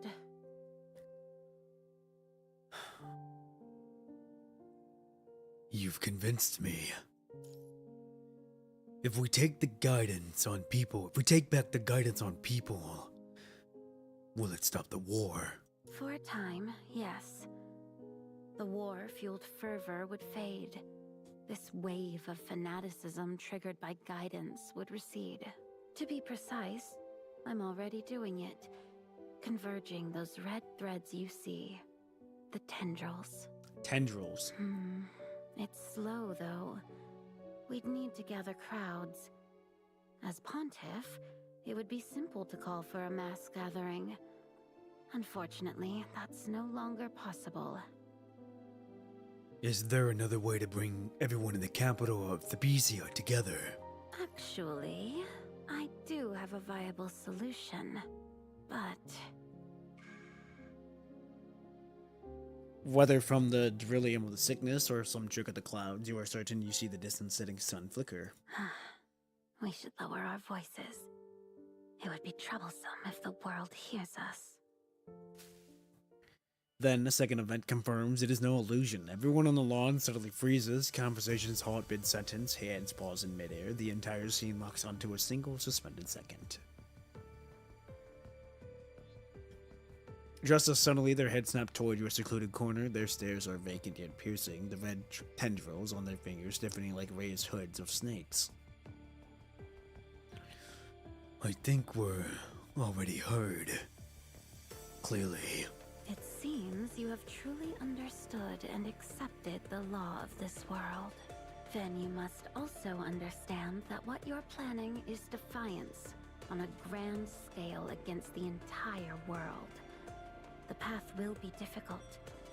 Your body will weaken further until... Even if it ends in death, at least it's death. At least it's a death I choose. Not one dictated by guidance. On the grass nearby, several figures rise with jerky, unnatural movements and begin to shuffle towards you. A final cough racks your body as you struggle to calm the frantic, shattered heart that rages against the cage of your ribs. Then your gaze finds Ishmael's, looking directly with her eyes. Besides, isn't a free soul exactly what you wanted all along? Only this gives my meaning, or my existence, meaning. I respect your choice completely, no matter what it is. Across the lawn, more and more people join the stiffly moving crowd, the small cluster of merely the first warning, not as lethal as the bullet that pierced through the glass, but troublesome enough. Let's go, Ishmael. Don't worry. Someone is already coming for us. Ishmael shifts her gaze slightly. In that instant, the carriage charges through the hospital entrance at full speed, plowing through everything in its path. It hurtles straight into the lawn, executing a near impossible drift that grinds to a halt right before you. The driver yanks the reins savagely. The horse rears up on its hind legs, whining into the sky as a cloud of dust blows around it. The fierce driver, a black-haired young girl. Oh, shit! Wow, okay! It's her friend. Wow! That's fucking wild! Harry, the whole city's gone mad. The police and media couldn't find you at the hospital or the prison, so they've turned everyone loose looking for you too. That's wild. The carriage driver? The name's Etha, not carriage driver. There's no time to explain. Get it, quick! I like her voice actress, sorry. God damn, this is a long chapter. Holy shit! We're an hour and a half in. Woo! Alright, here we go. Episode 4, Marinade? I think that's how you say it. Let's do it. Etha's carriage flies through the broad avenues and narrow lanes, carrying two souls bent on defying the world, leaving behind the stiff crowds, the sinking sun, and the crimson dusk. At last, under the chill gaze of the pallid moon, it draws to a stop before a modest two-story house, its chimey whispering soft curls of smoke. Quick, this way. No one ever uses this path after dark. You'll be safe. It's all right. Etha is a dear friend. She's been keeping an eye on you for a while now. You can trust her discretion.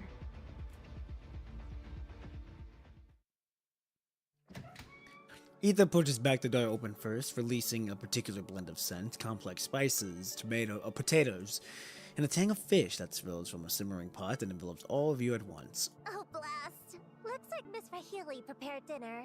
Maybe you two should duck into the backyard for a bit. Etha? Oh! Footsteps. Who else have you dragged into the mess besides Ishmael? What? Oh, wait a minute. Okay. In the highs, why is she like? Okay, well, I guess they updated it in a sense, but who was the other one that we were seeing then? In the high ceiling Artem, a tarpaulin drapes over a large hidden form. The middle-aged woman who spoke before is tucking into the last corner of the cloth before carefully stepping down from her ladder. Her fingers are impeccably clean, untouched by the guidance. Her eyes rest briefly on Ishmael's face with a mild smile, then drifts over the shoulder to you, following behind. Professor... Godmother, this is a good friend I've recently made. So you're the one. A friend, is it? Must be quite a friend to bring this one here in these perilous times. If you say so. Raelia flashes... Raelia? I think it's Raelia.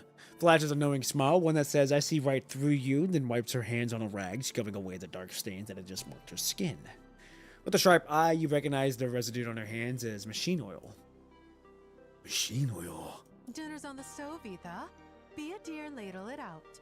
Do I have to? That looks like glue. Ishmael, save me. Let's just make some fish juice like we used to when we were kids. That's a perfectly good dinner.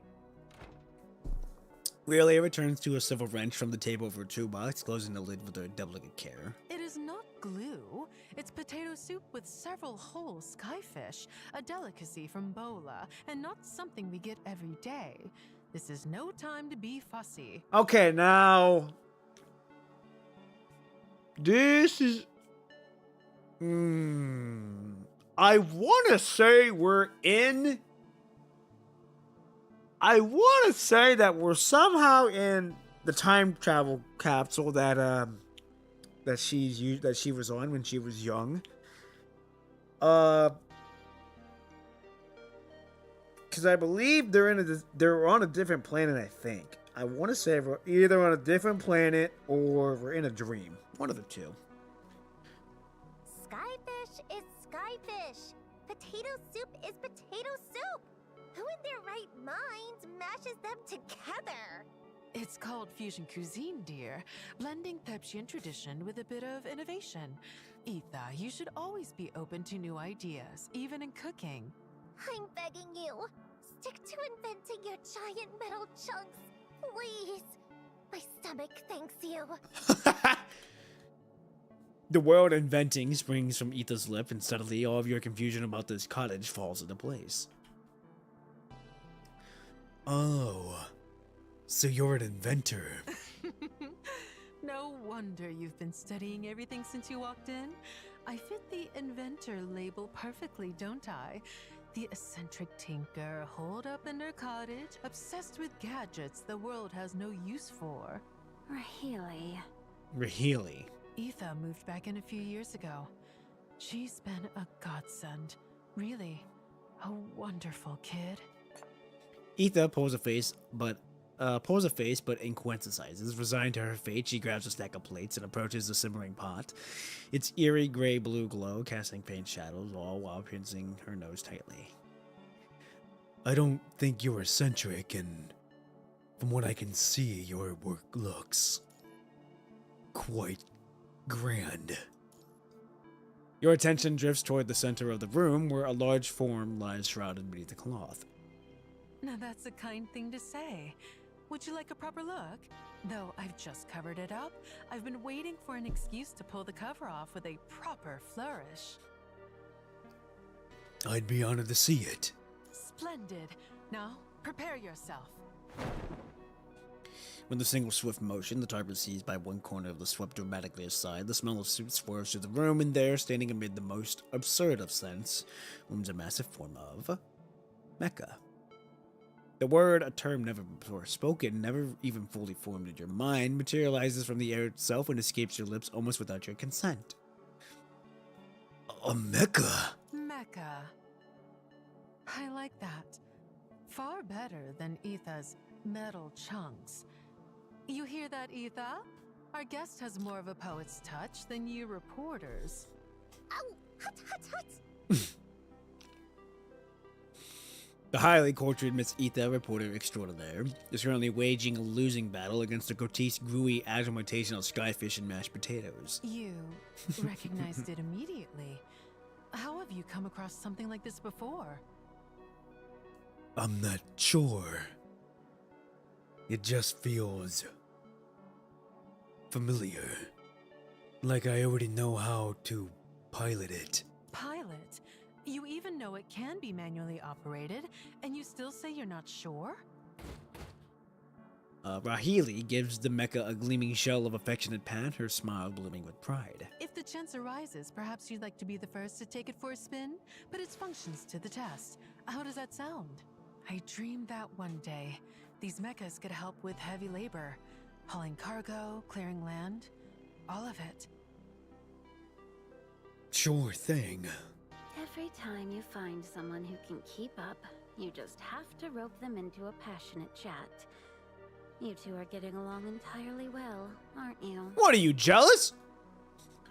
Oh, by the way, does it have a name of its own? A project designation? With a sweep of her hand, she directs your attention to its magnificent right arm, where a single line of text is engraved into the metal. Ishmael. Really?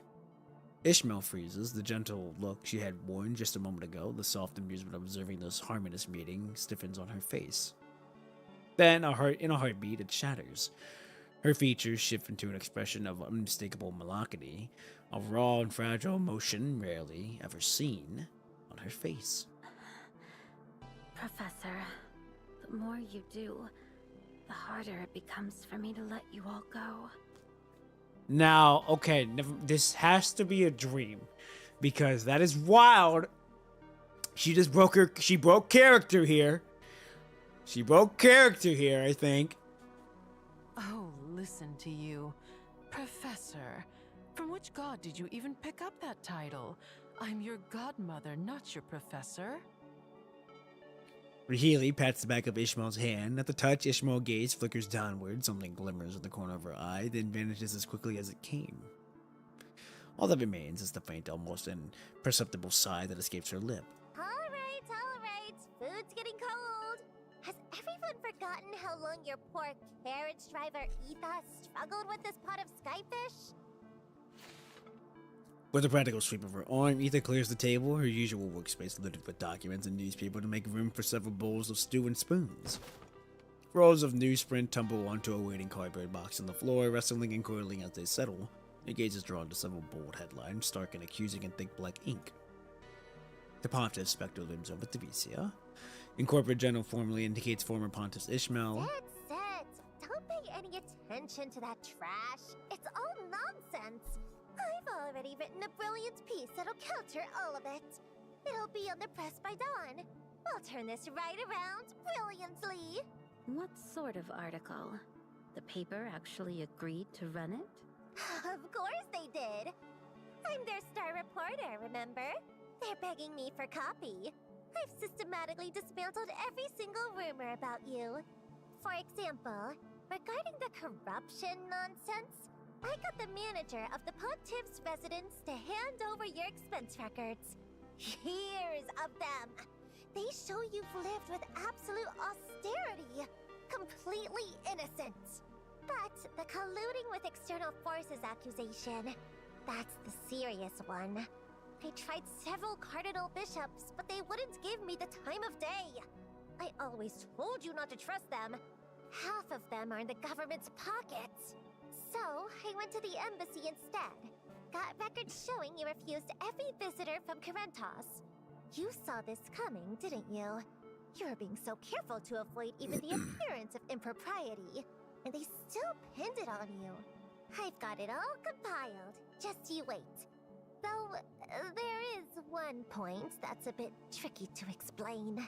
What about me could possibly be tricky to explain? You take your seat at the table and begin to eat, listening absently at first, but after a single bite, you set the spoon down, your focus entirely on her words. They call to mind with sudden clarity a certain Pontiff scandal that Officer Shortcut had mentioned. It's not inappropriate conduct, is it? It actually is. Ishmael sets her spoon down as well. She lifts her hand to her forehead, then shows a resigned smile. Suddenly, Etha seems to notice something. Her gaze darts back and forth between Ishmael and you. Her friend, like a squirrel tracking fallen nuts, then her eyes widen, alight with the spark of a thrilling realization. Wait, I just had a genius idea! I have a feeling you've come up with something remarkably creative. Ishmael, you two.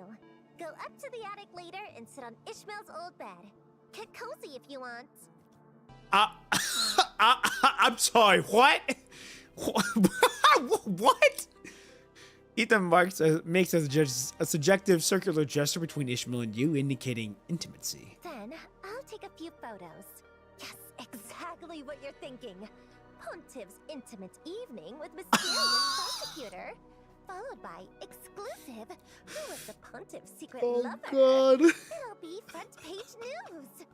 Every eye in Debsia will be on that. First, we leak the intimate photos, play up the story of a long-time secret devotion. Then, we catch a few celebrities in some juicy scandals, and bam! Public attention shifts completely.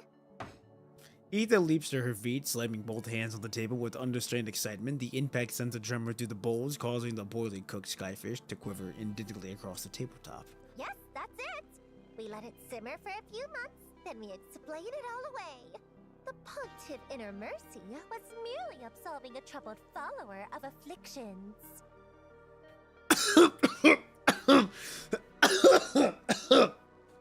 Ishmael appears to be breaking into a sweat. Etha, sit down and take a breath. It's all right. Let's think this through. We might not need to go that route. She's even stuttering. She's even like, whoa! Even that. Even she's like, whoa! Hold on now. This is about your life. Shouldn't you be a little more supportive of my grand plans?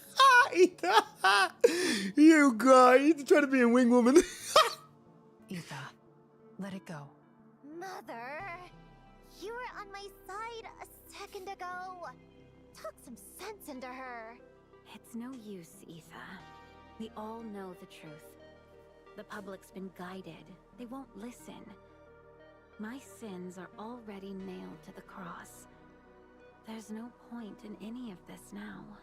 I warned you both. If things went wrong, even this cottage where I was raised wouldn't be safe.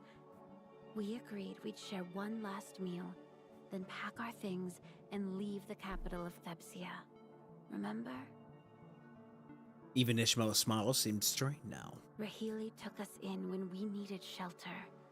The least we can do is bring her somewhere she can pursue her inventions in peace. I know, but you... What happens to you is what matters. Etha leans forward, palms pressed flat against the table as she hangs her head low, locked in a silent standoff with the skyfish on her plate. Seems everyone at the table already knows the truth. These beautiful, fleeting days of peace are nearing their end. Rahili and I, we should have stopped them. We never should have let those lords and ladies take you away. All that talk about an innate divine power. Such nonsense.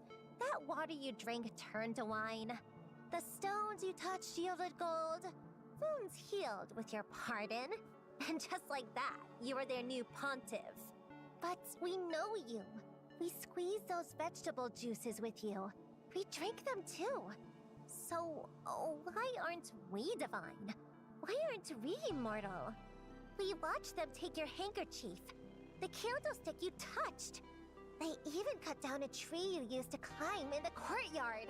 I heard they made a new desk out of it for some minister. So, tell me, Ishmael. Do you really have this divine power? Did those people truly receive your merciful forgiveness? Etha's fingers almost dig into the wood. You watch her whitened knuckles, half terrified of her anguish, will manifest into something tangible, but those trembles might have rubbed from her very fingertips, but nothing happens. Every choked word she speaks come from the heart, woven from memories true and tender that she, Ishmael and Rahili, once shared. If you really have this power, then why is the world like this? Why does everything feel so confused? Like you're keeping us in the dark on purpose. I did what you told me to these past few days, keeping my distance and watched. I saw you open your eyes in a coffin. I saw your neck pierced in the elevator. But after all that, you're still alive somehow, like it was nothing. And I've been having these dreams. The world was completely different, but it felt so real. You were my classmate, my friend. Rahili was your professor. I wake up and I don't know which one is the real world anymore. So I have a feeling this is her dream. And I guess this is like the world that she would want. No, it can't be. I don't know. This one's making me really have to work to think what's happening here. Ishmael, what happened to you? What happened to the world? What do you have to do with all of it? I'm sorry. This is my fault. Then, at just the right moment, where Healy's hand reaches out, he gently strokes the hair of both girls, a quiet anchor in the storm. Oh, my dear girls. Don't push so hard, Etha. What Ishmael becomes, that is her own path. Her truth might be beyond our understanding, and if it is, then we don't need to understand it. Look at that! It's like a mother and her daughters. Younger sister getting mad at the older sister trying to protect the younger sister, and then the mother coming in to comfort both of them. All in harmony. And then there's me, just sitting here awkwardly, like, wow, what is happening? And don't you carry that guilt, Ishmael? Pontiff or not, you are still you. Your title never changed how we see you. Etha is just worried. As for me, my work is done. I finished the final oiling today. Ishmael is ready. Even if I had to leave tomorrow, I'd have no regrets. No. My apology is for more than that. It's for this world. None of that matters to us. Ishmael, seeing you like this is what worries me. Do what you want to do. Forget this divine power. Follow your own desires. We will always be right behind you, no matter what. She's spitting bars. Her fingers brush through Ishmael's soft pink strands. For a moment, Ishmael simply absorbs the touch, silent and still, then finally yields, burying her face deeply into her godmother's embrace. Yes, you always have been. Now, everyone should get some rest. I'll clean up. We leave at first light, just as we planned. Wherever you are, our journey begins tomorrow. You are free to choose your path, and so are we. I see. Interesting. At 10 o'clock, Ishmael ascends to the attic, her hand gliding silently through the railing. She finds you leaning in the shadowed corner, talking. Your back turned to her, the telephone receiver gripped tightly in your hand. Hello, the number you are trying to reach. Oh no! We're trying to get to the house, but they ain't answering. I'm a legal prosecutor.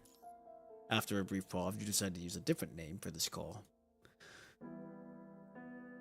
This is May. No, this is Ken from the Inspector General. I need to speak with. One moment, please. The line is still ringing.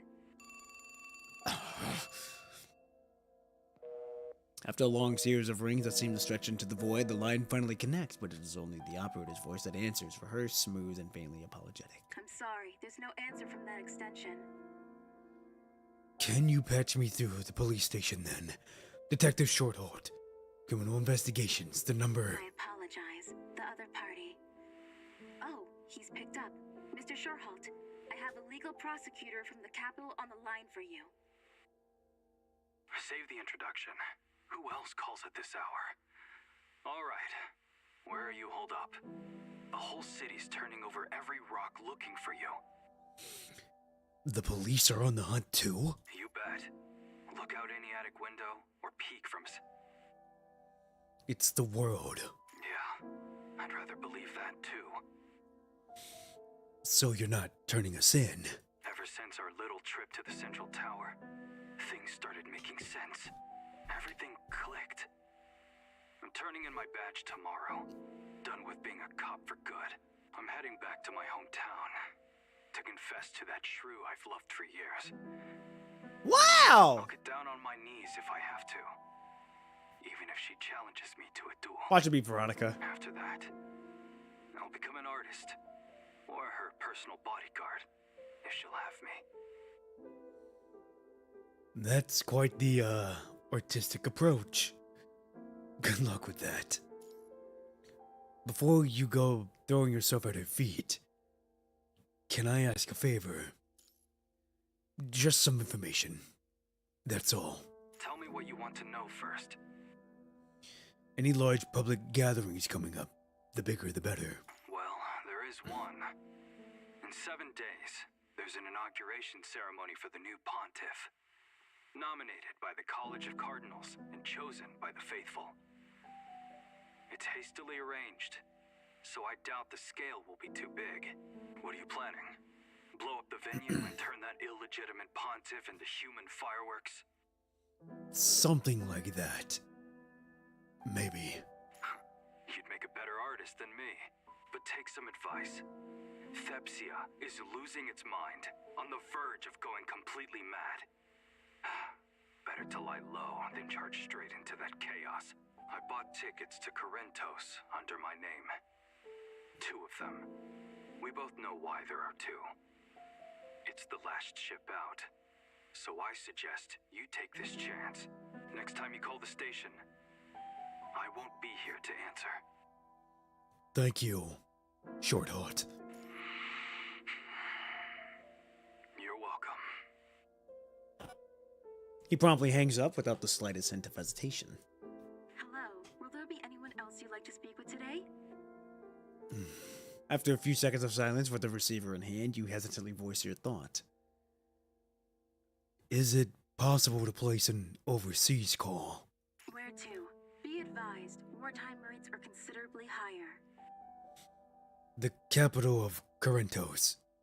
The area code is... I'm sorry. All lines to Corinthos are currently under government control. Perhaps you could contact a special liaison office for authorization. I understand. That won't be necessary. Thank you. Damn, we trying to call our kids. Hey, shit! Trouble? The whole city's lost its mind.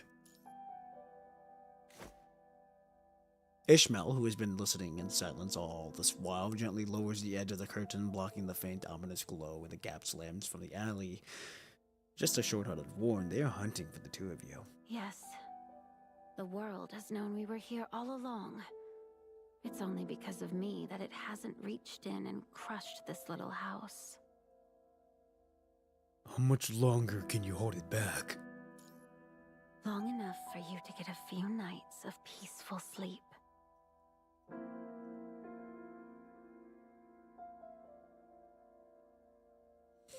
Tomorrow, while Rahili and Etha head somewhere safe, we prepare to make our move. You're thinking of converging the guidance at the Pontiff's ceremony 7 days from now?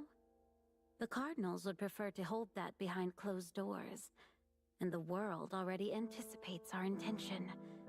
It will do everything to keep the people from gathering. Unless something explosive happens. Like Disgraced former pontiff is captured at last. Something that would drive the public into a frenzy and flood the streets. Otherwise, converging the threads of guidance on such a scale will be nearly impossible. We can't afford to let them take control of the narrative. Ishmael glances at you as you rack your brain for solutions, and after a moment's consideration steps away from the window and approaches.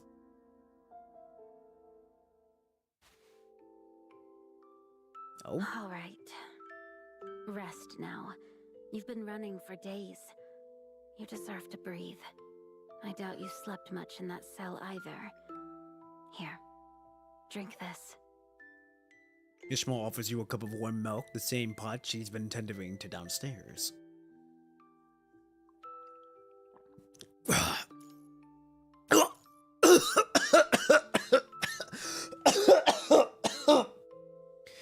It is sickening, overwhelmingly sweet. The cloying liquids coat your throat and attacks your taste buds. You barely manage to swallow, fighting the visceral urge to spray it across the room.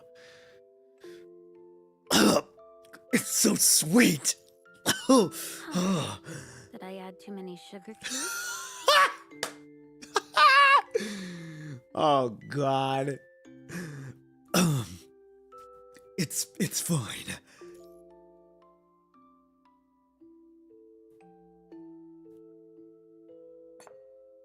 Still reeling from the sugary assault, you set the cup down in the bedside stand and finally take a proper look around the small attic bedroom. The furnishings are dated, yet everything is impeccably kept. The bedding is fresh and not a single speck of dust or strand of cobweb dares to linger. Clearly, this room is tended with care. You don't control the narrative, you simply guiding with the path that should be followed.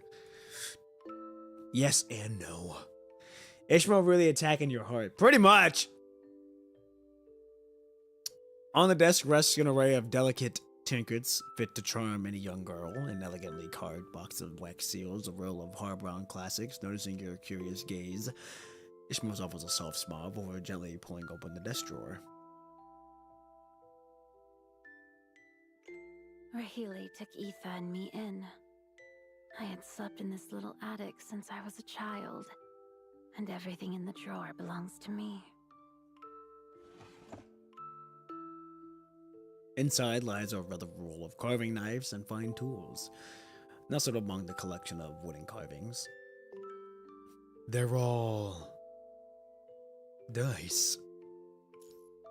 Without exception, they are dice. Some are minimalist, bearing only stark numerals, only others are lavishly adorned with intricate patterns and painted in vivid color. A few even feature delicate openwork carved into fragile shells.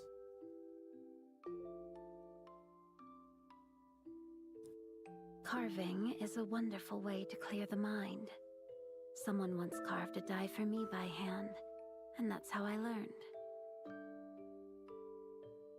Did we do that? You pick up one of the openwork dies and raise it to your eyes, peering through its intricate patterns. From just 2 steps away, Ishmael's gaze meets yours through tiny apertures. In that moment, through the delicate web of wood, you catch a glimpse of another life. A girlish pastem, a lingering tenderness for the person who carved her first die. I believe we did.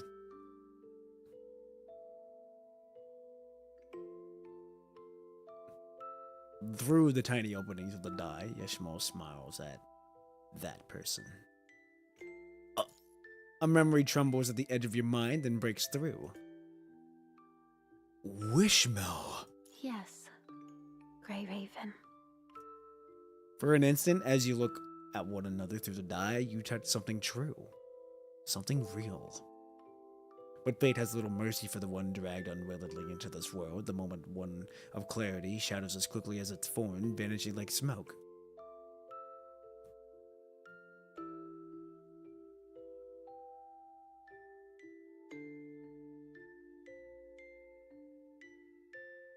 So we've lost our memory. So, okay.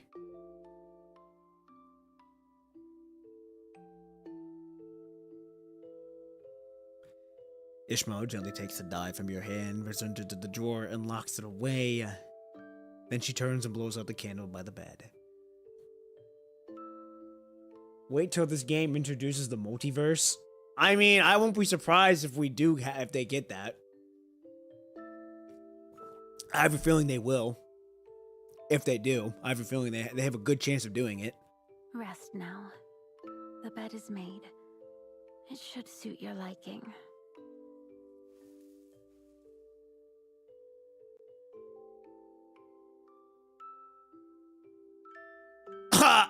Either way, try to get some real sleep. Whatever tomorrow brings, you'll need your strength. On the eve of the coming storm, the two of you share a single bed, falling asleep facing one another.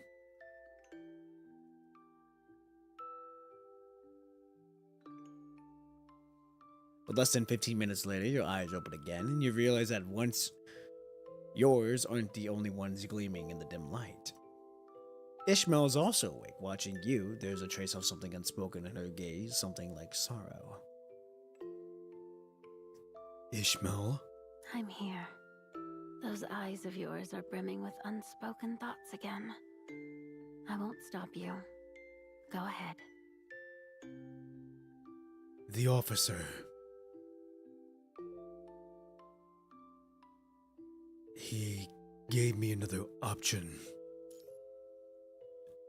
I mean, if everyone is set on leaving. You measure your words carefully, unsure whether what you're about to offer will be enough. I have a cottage back in Corinthos. You begin to describe it. A hidden refugee far from the city's graft, nestled with mountains at the back of a clear stream running beside it. The yard. It holds shelter for livestock, rows of vegetable gardens, and beyond that, vast farmland stretch out like a promise of peace. I've already gathered textbooks for the children. Save some money too. Thepsia will eventually rewrite those textbooks. And if war breaks out, that money may not be worth the paper it's printed on. I have gold, and I'll teach the children the true history myself. And that's wild that we got gold, because gold does not lose value even in wartime. We could live far from the crowds, far from the war, grow our own food, rely on no one. It wouldn't be grand, but it could be a good life. A happy one. I've heard many tales of escape. Young lords and ladies, princes and princesses, but never one about a pontiff eloping like some romantic fugitive. Still, it's a far more appealing story than Etha's. You're not wrong. So, is that the path you would take? Your affection, offered so openly, it does bring me joy. Ishmael suddenly smiles, as if blushing aside an impossible dream. But you wouldn't choose this path. You've never been one for small solutions. Your choices have always shaped the world. That is who you are. Who you always were. Wow, crazy bars! Even if time, law, or guidance rewrite everything else, they cannot change that.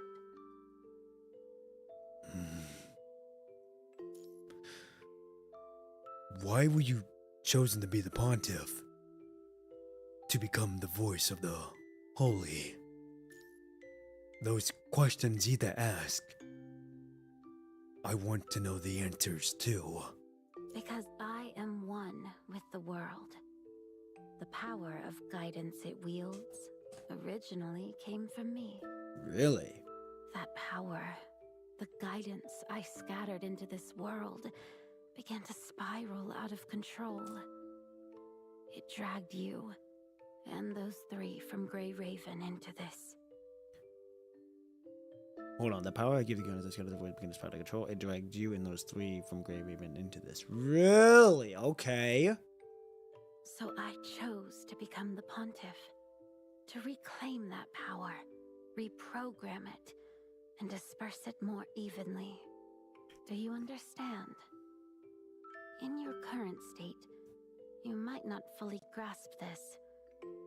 Perhaps it would be clearer if I showed you through feeling. The power of choice has always been in your hands, as you are the outsider. It's just that I want to ease you into it slowly. You never would have accepted it otherwise. Oh, so she's kind of very slowly showing us the powers that we have as well. What power of choice? I can show you now. There won't be another chance after all. What do you mean? Ishmael lies on her side, extending her right hand to intertwine her fingers with yours. It's all right. Just relax and imagine. If the collective power of guidance were placed in your hands, what would you do? Would you kill the guidance, scattering its influence evenly? Or would you wield it, reshaping the world as you see fit? The divine power seems to flow from Ishmael's palm, quickly luring you into the drowsiness. So many have tried to take this power from me. They treat objects I've touched like holy relics, coveting what they can't possess. Even after my death, they'd fight over my crown, my staff. Interesting how they did that. Or perhaps you would find a way to master it completely? What is this? Something inevitable stirs within Ishmael's gentle gaze, a presence that seems to reach across the space between you and brush softly against you. Golden blueprints gradually unfold before your eyes, spinning and interlocking into a silent, dazzling dance. They call to you in a language beyond words, giving you no choice but to slowly, helplessly close your eyes. It's all right. Show me your choice. Hold nothing back. I will always respect your decision and forgive your sins. The symphony of gears and dice echo once more within your mind, this time guiding you to the very summit of that tower. So we get to make the choice now? Question mark? Here we go. The red and the gray. Actually, hold on. Okay, we got enough water still. We're going to do episode 5. We're gonna use the restroom and then we continue on. And we got a fight scene too on episode 6. That's gonna be fun. We just see alternate Grey Ravens. Yeah, we kind of see clones right now. That's basically it. Lobotomy Corporation, face the fear, build the future. Oh, that's a nice quote. Wait till we get a higher being than Ishmael. I wouldn't be surprised. I wouldn't be surprised either, judging by how they have it going right now. I would not be surprised if, like, someone from that's higher than her ends up coming down to investigate.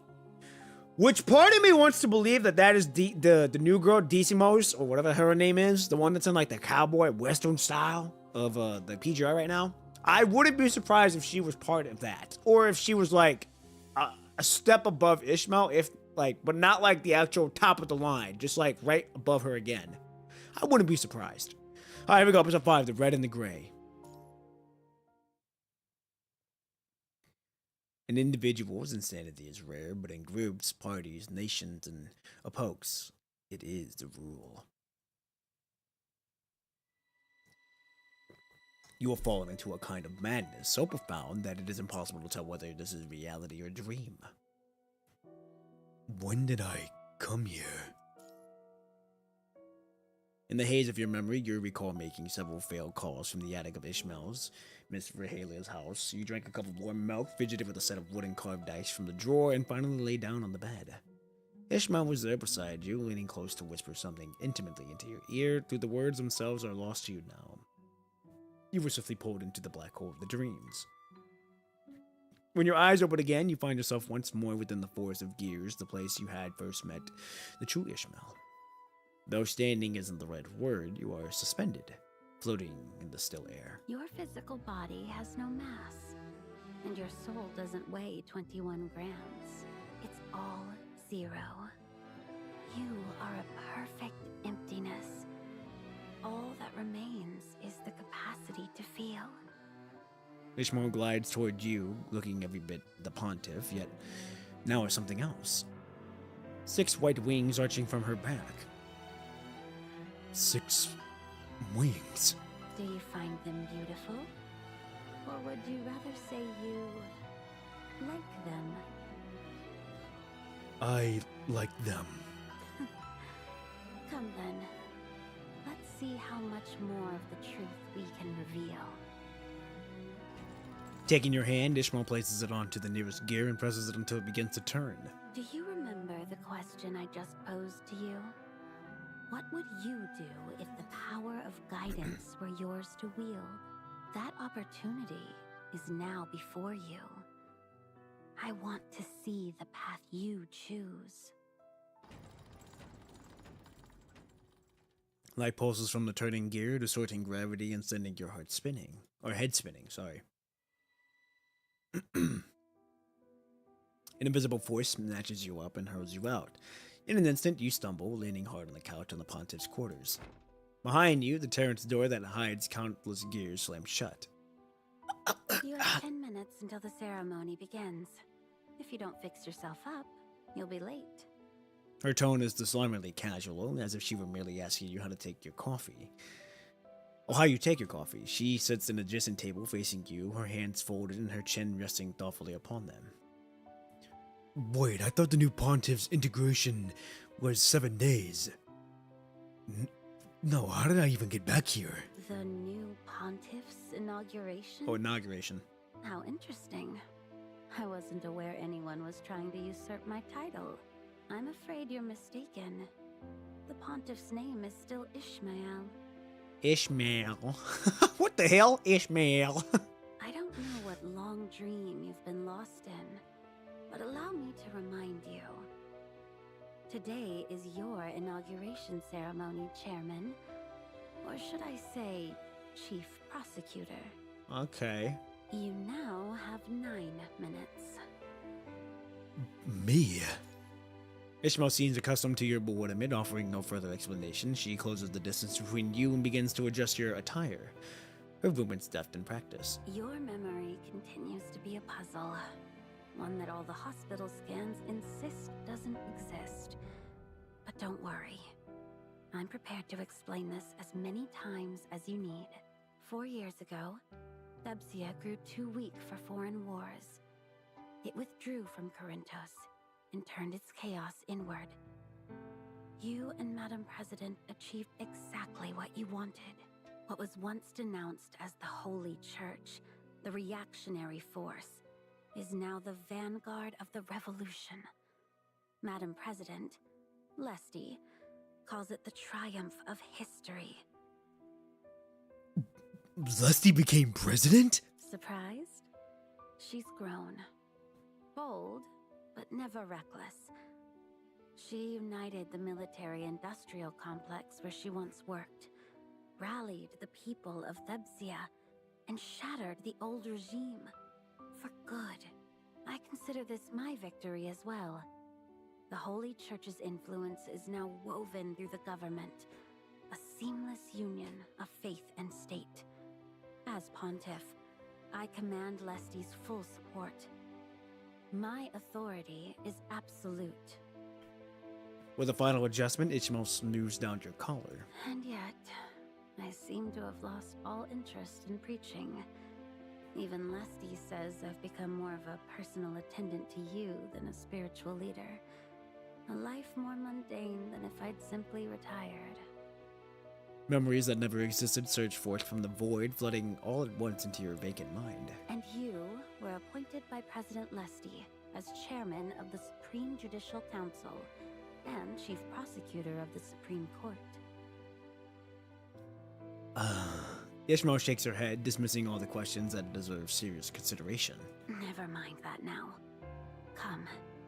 The elevator is waiting for us. Inside the elevator, Ishmael gazes out of the capital of Thebsia, never once looking at you. Ishmael, what happened to your dice? You used to always have them with you. The dice? I left them behind long ago.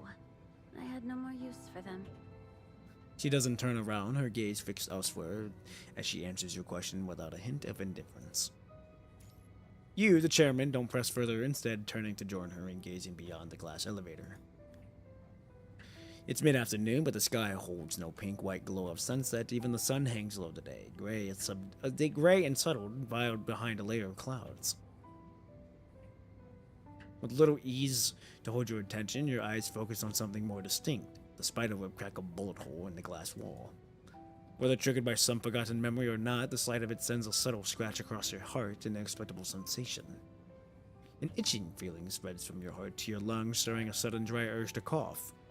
Lesty and I both suggested replacing this cracked glass, but you are quite insistent on keeping it. I can't read your mind. But perhaps you find value in the reminder. After all, this window witnessed those harrowing days of enemy assassinations. Surprisingly, Ishmael's lips curl into a slight teasing smile. Is that how it really happened back then? I don't really remember. I don't really remember. You say that so often now. Your memories are becoming frayed. Most of the time, it's as if you're not even yourself anymore. The glass elevator descends to the lower floors. Outside, you see the ground blanketed as a sea of people packed together, their dark hair punctured by scattered flecks of other colors. The citizens of New Thebsia stand with hands clasped in prayer, gazing silently at the devotedly of the Tower of Spiral Power, as they watch the holy emissary descend from above, bringing blessings to the faithful below. Blessings have arrived. As the elevator doors slide open, you instinctively raise your arm to shield your eyes, as if expecting a barrage of camera flashes. But your memory proves faulty. Outside are the only devoted worshippers, the loyal citizens of Thebsia. They interrupt your gesture as a deliberate signal, immediately bowing their heads in unison, no longer permitting themselves to gaze directly upon authority. Look, everyone is waiting for you. Even the president of Thebsia, who has been waiting by the elevator, looks upon you with reverence. Look, everyone is waiting for you. The microphone is on. Just step up to the podium and say whatever you wish to tell them. Ishmael accompanies you as you take a few steps toward, coming to the stop before the microphone. A piercing screech erupts from the row of speakers. You stare at the sea of dark heads below, take a deep breath, yet cannot bring yourself to utter the rousing words they expect. In truth, you do speak, but only ask a distinctly personal question. What does this mean, Ishmael? You point to the countless crimson threads extending from the crowd, weaving a terrifying dense web, all conveying at Ishmael's chest. And from Ishmael's ordinary pristine fingertips extend a single crimson thread, so fine it would be invisible without careful scrutiny, its other end connected to you. Ishmael lowers her gaze, her demeanor obedient. It means exactly what you see. My tendrils are connected to you. She tilts her body slightly, and a dense mass of people pulled by her tendrils bow toward you in unison, a black crimson sea rising into a single silent wave. The single trendle, extending from her fingertip, quivers slightly, trembling under your scrutiny. I'm guiding you? No. Am I controlling you? You break into a violent coughing. When did I ever? Thebsia has become a nation under the absolute rule of its pontiff. But in truth, all authority flows to you. You set the direction, and I follow. I become a conduit, channeling power for your use. Through this, you guide the masses. Even the world itself looks upon you with immense satisfaction. The dormant sickness in your heart erupts without warning between ragged coughs and your gaze sweeping over the city, all over the whole nation. Nearby, the statue of the previous president stands mutilated, its head and arms shattered. All that remains is the headless, limbless torso, a grotesque mockery to put a new display by the new regime. So this is the ugly truth. The fall of the regime is never dignified. Even Thesbia, the great capital, has its streets running with blood. Metallic warmth rises in your throat. It spills from the corner of your mouth, staining your palm. It's blood. Don't look so surprised. Revolution and the ascent to power have always been baptized in things that burn a bright, bright red. The crowd listens in silence, numb as their leader coughs. They treat every drop of blood that falls from your fingertips as sacred blessings. What have you become? We have both changed. You are guiding me, controlling me, yet we can never be truly close. We can never become one. No. Ishmael, I want you to be free. Free? She finally smiles again. With you here, what freedom do I even have? The trendle at her fingertip begins to move, even though you never command it to do so. It spirals upward, coiling around her neck.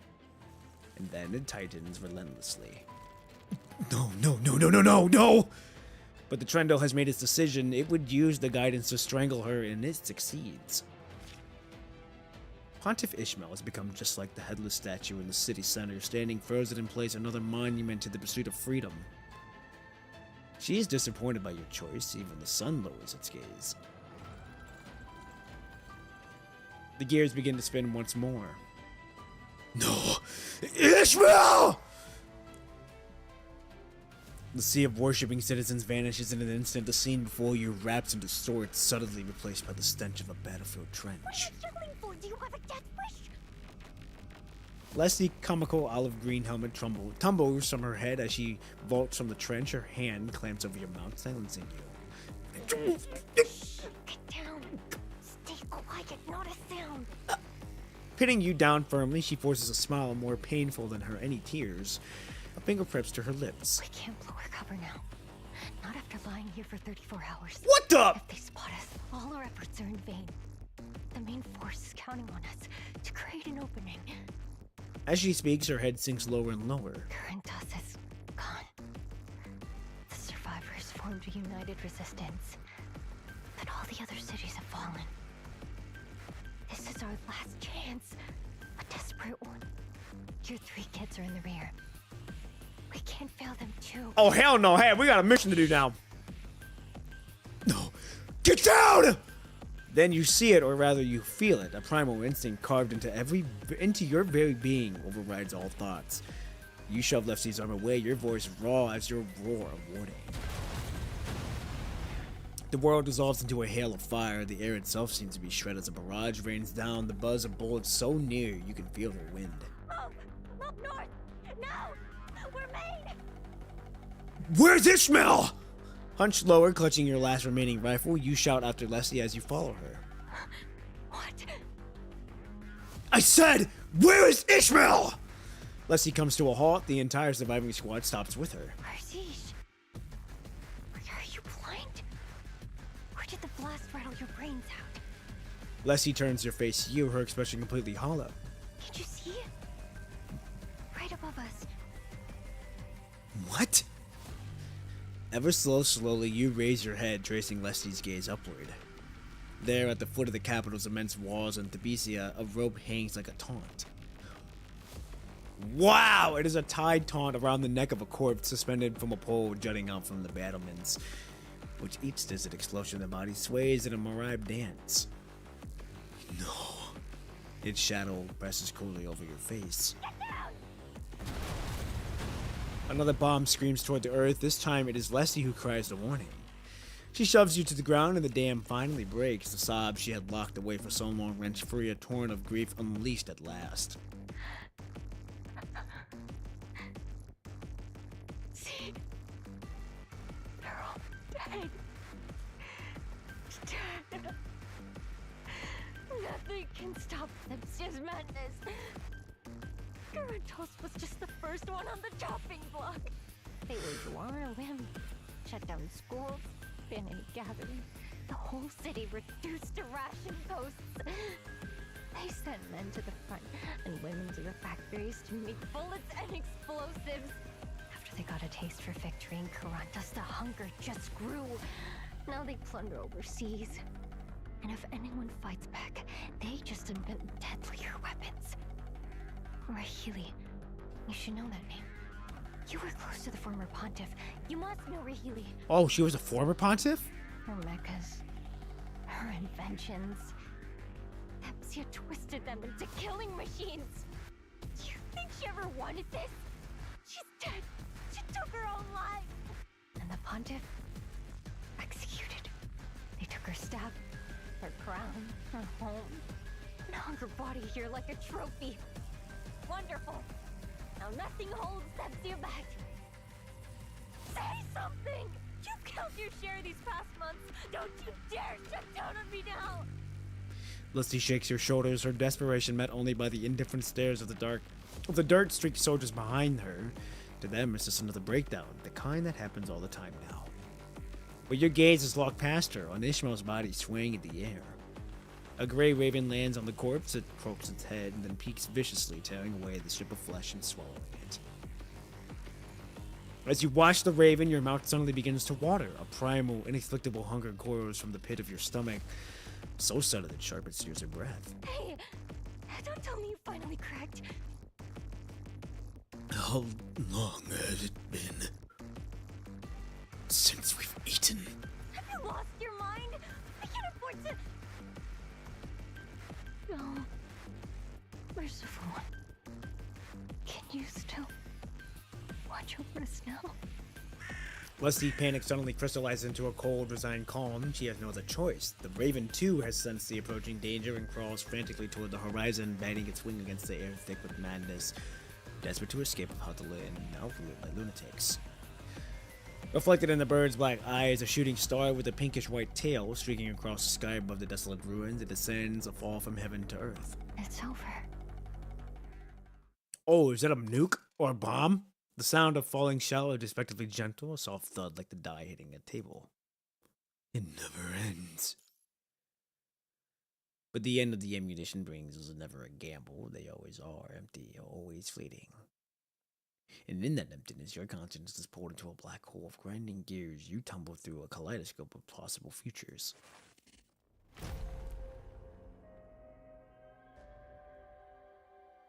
Wow.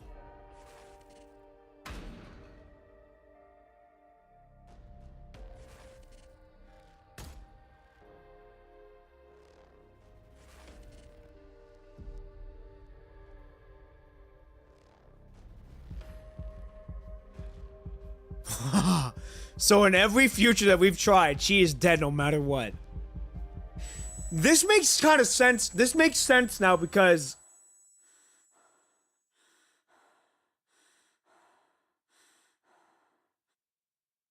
it makes sense because I think even in her story or in I think it was in the affection story. It was in the affection story that Ta even said that every future that she's tried to do, Ishmael is killed. In every one of them. So, this is kind of like that right now. Before your eyes, the red trendrils on people's fingers fade away and flicker, casting hypnotic patterns. The preserved alchemy takes hold. The more fanatical they become, the deeper your hunger grows. After wandering through the clockwork of fate of what feels like an eternity, you, starving, lost, finally hear a voice, a familiar one. Hey, wake up! You've been out for almost a full day. This is a dinner table, not a bed. No, Etha, don't fuss over our sleepyhead too much. What? The most important thing is that we each complete our own evolution. The candlelight and lamplight swims before your eyes, blurring into a painful double vision. The room is a symphony of clinking glasses and laughter, but it feels distant and muffled. Louder are the sounds that come from inside your own head, the relentless grinding of gears and the cold rattle of dice descending from some impossible height. Your gaze fixes on the plate before you. A tender, juicy steak dripping with rich sauce sits upon the white porcelain. Finally, some meat. You wouldn't stop begging to be fed on the way here. Now there's a feast right in front of you, and you haven't touched a thing. In your vision, you watch your own hands grip the knife and fork firmly. They begin to cut. The flesh wave of pain, the phantom agony of the bombing still screams from your nerves. The pressure of the knife against your meat feels like cutting into your own severed limb. There it is! The sacred relic of the holy! The restaurant doors swing open to admit the Cardinals, processing slowly as they bear a red coffin. Etha, Healy, and all the other guests claps their hand and muses in their face, turning with reverent awe toward the sacred burden. The coffin is brought to the center of the long dining table, and his lid is lifted. Inside, the impeccable corpse lies in a peaceful slumber, listening to the prayers of the diners are faithful. All look to you in hope, and you provide their food at the proper time. You open your hand in generosity, satisfying the hunger of every living thing. Without each verse, the new pontiff, standing vigil before the coffin, reverenced the relic of her predecessors from within. This is the pontiff's brooch. This is the pontiff's personal die.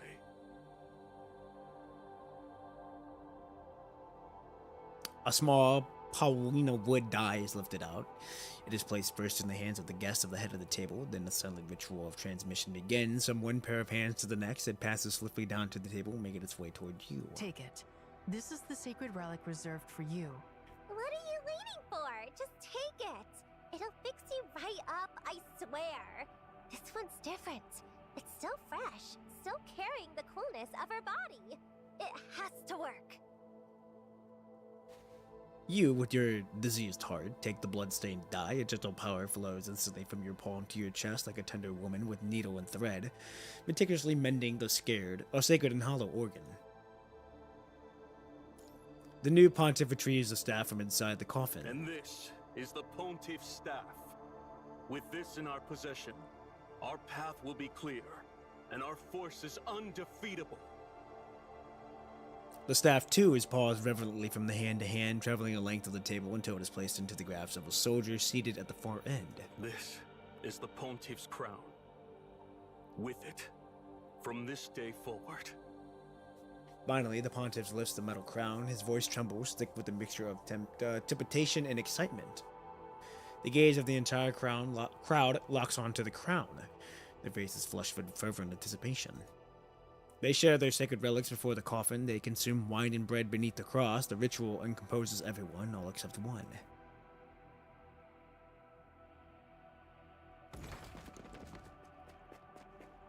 Trembling, you grip your knife and fork. A desperate energy born from your newly healed heart propels you to your feet. You stagger frantically toward the coffin displayed at the center of the table. A collective cry of shock rips through the guests. They watch as the lamb absurdly crawls to the dinner table, lunging toward its kin who had been prepared as the main course. When the scapegoat keeps her eyes closed, waiting for her kin to contemplate, waiting for her kin to make a choice. Ishmael. So many have tried to take this power from me. They treat objects I've touched like holy relics, coveting what they can't possess. Or perhaps you would find a way to master it completely? On the table, the scapegoat seems to open her eyes, encouraging her kin with a gentle smile that says, "I will forgive all your sins." Oh, I understand now. All this time, I've been the one with the eyes closed. The cries of the banquet guests swirl around you like a palpable mist, thickening rapidly to envelop you. What are you, about to fucking do a massacre here? You truly understand now? Wonderful. It is the unanswered telephone at the inspectorate. It is the short haul's race toward the spiritual freedom. It is the unknowable source of Ishmael's divine power. It is the explanation for all that is hollow. The origin of every unknown genius. The only answer to the relentless question, do I truly exist? Tell me, what is the final answer? It is to eat. Such a simple answer. Everything in this world is just as straightforward. You eat me, I become you, then get eaten again. You were born with 5 senses to experience the world, yet you abandoned your eyes, ears, nose, and tongue so long ago.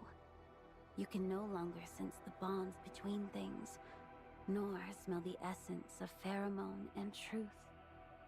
But even as the senses of your face have faded, one remains within your power to awaken. So tell me, what is left for you to do? That's right. Open your mouth. Go on. Shock petrifies the guest, not a single one dares to intervene. You abandon the utensils of civilization and surrender to your most primal desire, preparing to taste the truth in the most savage way. And she, in turn, opens her mouth. She smiles. She has accepted you completely.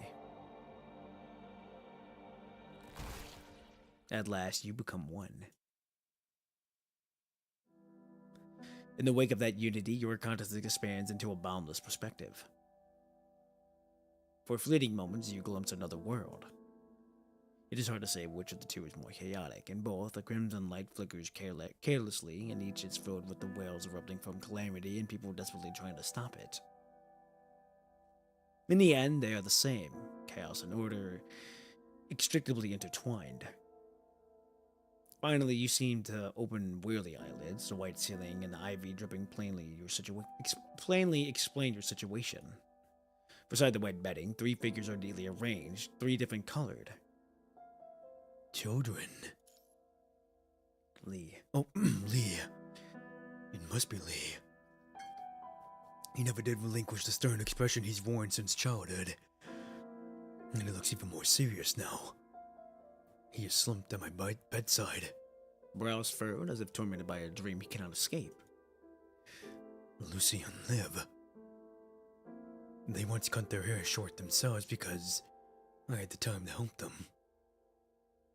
Now their hair is long but neatly tied back. Are the 3 of them happy now? You try to reach out and touch the faces of each of these children, now grown, only to find your body completely immobile. So this is the paradox. When the mind becomes boundless, the body is no longer a vessel. It becomes a prison.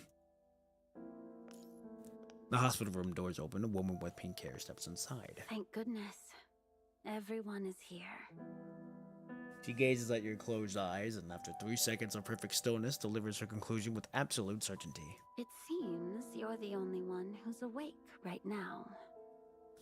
I had to keep my power concealed, so I dispersed a part of my guidance.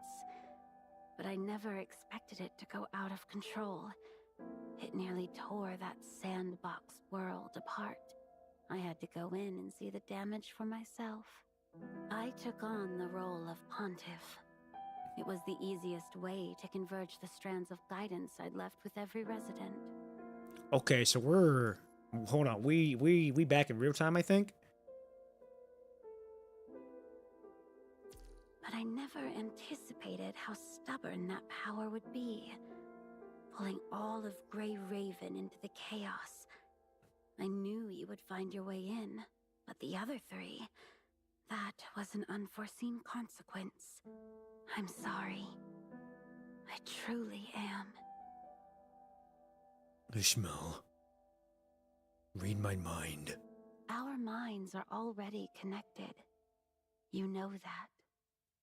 With that said, Ishmael still gently places her hand over your closed eyes with forgiving tenderness. I understand everything now. Tell me your plan. How are you going to contain the power of guidance? Once I draw all the threads of guidance back into myself, I will become the entity of guidance entirely. So, when that moment comes, the cleanest solution would be to end me, though I know you'll reject that path. So you put the choice in my hands. Yes, because I saw your discontent, your curiosity. I let you control the gears to see if you could find another way. But my solution remains the most efficient. If you hadn't chosen to merge with me in that final simulation, you would be trapped there forever. There was no other exit. A wave of belated fear makes Ishmael's brow twitch, her expression tightening into a near frown. Only now does the sheer audacity of her earlier decision to so completely let go of control hit her. 30 minutes ago, someone informed her that all Grey Raven members had fallen unconscious. She immediately tracked their location and rushed over. Fortunately, she sensed the alert gaze hidden behind your fiend unconsciousness the instant she arrived. It was the only thing that stopped her from resorting to forced extraction. But even so, she can no longer allow you to remain trapped inside that world. Okay, so that's what I figured. We're in a world that somehow got created, but now we're stuck in this world. It's time to leave. I'll help you. You go first. Once you're out, I'll seize full control of that world and bring the other Grey Raven members back safely. She reaches her hand toward the head of the bed. Now, focus your gaze on my palm. No. I'm going back with you. I'm restraining myself from reading your thoughts, but I can almost feel the bite of your inner turmoil. Because I'm reading yours too. I know you want me to go back. You want me to go with you. You're not being honest with yourself. Hold on. You're not being honest with yourself. Bad, Ishmael. Perhaps no one has ever been truly sincere when talking about sincerity. Even if I wanted to hide it from you, you've seen too much already. Now that we are one, my desires are an open book to you. You know this. Your safety matters deeply to me. She releases a sigh that's almost a lament. This connection between us might be less beneficial than I thought. Ishmael sighs with a smile, yet her heart feels unusually light and joyful. At last, someone can catch her gaze, stand at her level, and share her perspective. Unable to resist, she weeps over her hair aside and leans down, leaving a gesture of gratitude at your bedside. My dear kindred soul. My dear Grey Raven. Oh, okay. I don't wish to dismiss your concern, but in this, I must insist. Suddenly, a hand reaches up to gently brush her cascading hair. The eyes that were tightly shut have opened without her noticing. But your safety matters just as much to me. When did you? Hey! The moment you walked in. You open your palm in the hospital bed, revealing the die that should have been with Ishmael, the pontiff, now resting quietly in your hand. I won't let you face this alone, Ishmael. A feeling smearing ghost across your face, too swift for even Ishmael to truly see, yet she feels the echo of your relief, a lightness that mirrors her own. Then, the disorienting sensation of grinding gears returns, slamming with such force that even it throws her backwards. Whatever judgment comes in 7 days, don't you dare think of facing it yourself.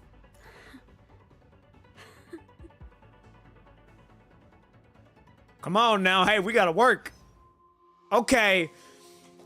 So, that's interesting. Basically, this entire thing has just been us kind of being in a world that lets guidance happen, but then we got stuck. Ishmael got really worried. She's like, okay, I need to get him out of here. But then we're like, you know what? Hey, don't forget, we're defying fate here, so we walking with you. Here we go. The guilty. And we're battling with her too. Hell yeah. I gotta get a water here soon too. One of the most painful examples of a martyrdom of knowledge about love, the martyrdom is the most innocent and most desiring heart, which was never satisfied with any human love, which demanded love to be loved and nothing else. With hardness, the madness, the fear outbreaks against those who denied him love.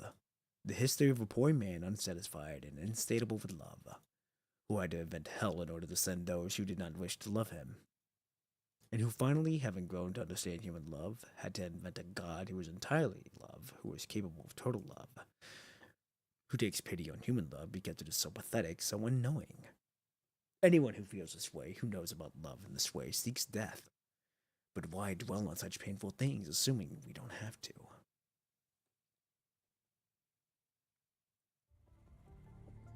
Dawn breaks, the gears turn, and the reality shaped by Ishmael's guidance, a precious second day begins. You wake as sunlight pierces the curtain gap, setting the dust smoke adrift in the air ablaze. The bed is still soft, the books on the bedside nightstand in their same precise order, but one thing is different. Your hand slides across the sheets to the pillow beside you. It's cool to the touch. You press your palm down. The space is utterly empty. Ishmael's gone. Have you seen Ishmael in the basement? A panic shout echoes from below. The voice as it does. Soon, the frantic drumbeat of footsteps pound upon the stairs, and she bursts into the attic landing, her voice now a desperate clamor. She's not upstairs either. Oh no, Ishmael is really gone. Oh, the luggage is packed. Where could she have gone at a time like this? Silently, you get to your feet and start to pack. While turning your collar, a cold object slides across your collarbone, tumbles down inside your clothes, and lands on the bed. You retrieve it, a die, the number 1 stained with blood. Holding it, you finally still your movements. She turned herself over to focus. You turned herself over to the forces hunting down the pontiff. What did you say? Etha, I need you to gather supplies, knives, guns, shovels, anything that can be used as a weapon. Whoa. First Ishmael disappeared, and now you've completely lost it? What is going on with everyone today? I haven't lost it, but I'm about to do something that, well, might look a little crazy. Just trust me, I need your help. Rahila approaches from the attic stairs, her eyes searching for yours in confusion. Miss Rahili, perfect timing. I need to ask a favor for you as well. You're the one Ishmael brought here. Go ahead. What is it you plan to do? Start a rebellion right under the nose of the world. And I'm going to find Ishmael. Clutching the die Ishmael left behind, you see no need to retrieve the facts Etha and Rahili already possesses. Instead, you walk to the window and pull back the curtains in one decisive gesture. Perhaps from watching for far too long, or simply out of impatience, the sun and the moon are shifting back to their natural states. Today, the sun is a stark, blinding white. You stare directly at the pale, dim sun. Ishmael was right. I'm the only outsider naturally immune to the guidance. Plus the protection Ishmael left for me. You pick up the die, letting it spin between your fingers, just like Ishmael always does. Oh yeah. You have no idea what I'm going to do next, do you? The sun doesn't move, but everyone can feel its piercing gaze fixed intently on the die in your hand. A fleeting, unsettling laugh escapes you as you toss a die. Your hand darts out, covering the result before it can even settle. Abruptly, the sunlight stutters. Just as I figured. You leave the verdict covered. Without a single glance at the hidden fate, you pocket the die. Then you offer a wink to the sun, just like Ishmael always does. Oh, don't worry. I'm not telling you. The flow of 7 days accelerates in the blink of the sun and moon. The day of the new pontiff's inauguration arrives. Countless dark specks swarm the square beneath the glass tower, coagulating into a dense, suffocating mass. The crowd presses together, forced to share a same stifling air. Despite this, more pour in from every direction, by carriage, automobile, train, and ship layered with a square and a seething black cloud. Their hands, crimson tendrils, flutter and intertwine, creating a ceremony's most magnificent spectacle. At 10 o'clock sharp, under the gaze of the pale sun, the ceremony begins. Brothers and sisters, we are all children of the Holy, gathered here today by the divine will. Amidst the loudspeakers howl, the new pontiff raises his arms skyward, intricate rope-like trendles spinning wildly at his fingertips. The sea of people prays as one, their summoned trendles dancing in a frenzied concert. Yet the appointment itself is not the focus. Everyone here knows the real purpose, to pass judgment upon the former pontiff, Ishmael. As if reading their minds, the new pontiff rushes toward the main event with gimlet impatience. We stand united to address the grave charges brought against the former pontiff Ishmael. That single "we" from the new pontiff lips heralds the merger of ecclesiastical authority and judicial power. Today, we shall render judgment upon Ishmael. Ishmael? I thought it was Ishmael. Ishmael? It's Ishmael. The office of pontiff. How do you plead? His gaze falls onto the base of the steps where the crowd of thickest. There stands a narrow prison card. Within it, she's the accused. Though bound hand and foot, she stands tall. Her attire remains immaculate, still radiant with light, a glory no one can strip away and near no touch. Be careful. Don't push forward. Conformity is a dangerous dance. You're forced to match the steps of those ahead, lest you stumble and be trampled. Ishmael ignores the new pontiff's proclamation. She offers no plea, shows no regard for the charges, and instead fixes a sorrowful gaze upon the flock surrounding her. Ishmael, you conspired with foreign powers, maintaining ties with Corinthos, even staging your own assassination to incite unrest and cover your escape. How do you plead? Traitor! Enemy of Thepsia! An angry young man hurls a stone, but as his arm extends, the crimson trendle at his fingertip is pulled by an invisible force, drawn straight into Ishmael's chest. Come. Surrender those threads controlling your mind to me. High above, the new pontiff continues listening to charges. Ishmael, during your tenure, you illicitly controlled multiple bishoprics. Child, come closer. Give me your hand. I won't harm you. You abused your authority for personal gain. Come, all of you. Gather outside my cage. Raise your furious hands to me, if you must. The crimson trendles are rapidly being absorbed. Ishmael, you have the right to present a defense. The laughable charade of the trial, now mere background noise, concludes swiftly. As expected, every charge against former pontiff Ishmael is upheld. Only then does Ishmael reluctantly cease every converging the trendles, her strength finally waning. I have no defense to offer. Or rather, any defense would be meaningless. A cage seeks a bird. An altar seeks a scapegoat.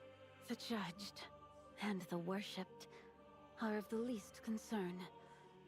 How Ishmael is judged has little to do with what Ishmael is.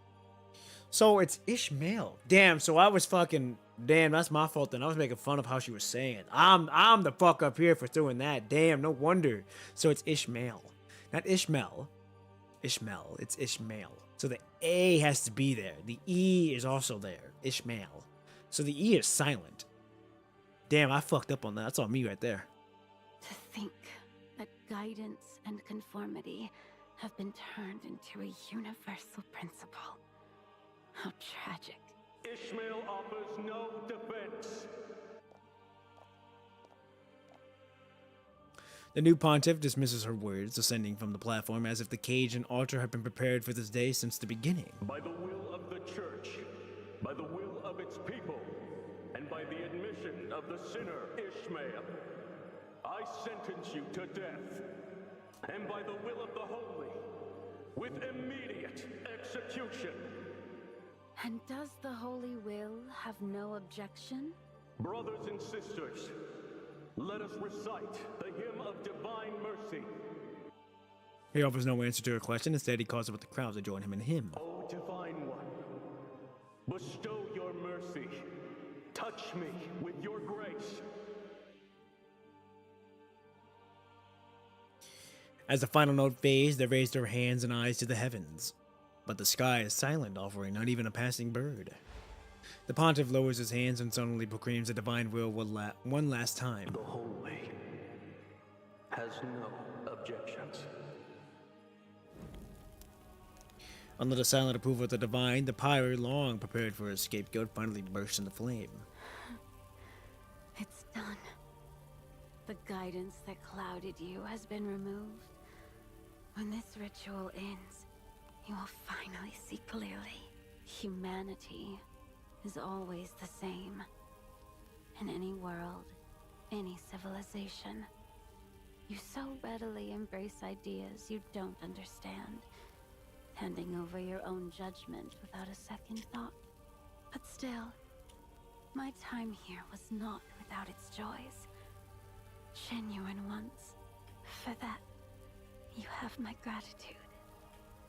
Tendrils of flame lick the condom's robes, then the kindling crackles hungrily below. To hell with that! I've got objections enough for all of you! Then, from the edge of the dark cloud,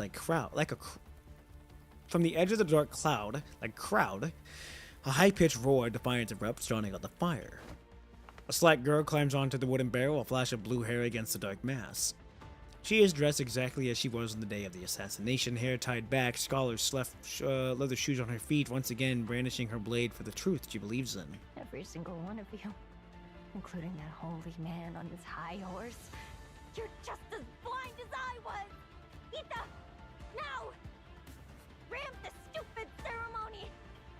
Before the eyes of the entire crowd, Leslie stands tall in the wooden barrel, brings her fingertips to her lips, and lets out a piercing whistle. Cries of alarm erupt from the fringes of the crowd, but they are instantly drowned out by the thunderous approach of a horse. Carriage bursts violently through the mass of the onlookers, charging onto the execution grounds and scattering people like ink in water. Well, guess I'm a real carriage driver now! Juice! Ram everything in sight! Don't hold back! The horse, Juice, charges wildly through the chaos, and on the carriage, the driver plants feet her firmly and with an impossible balance rises to her stand upright on the animal's back.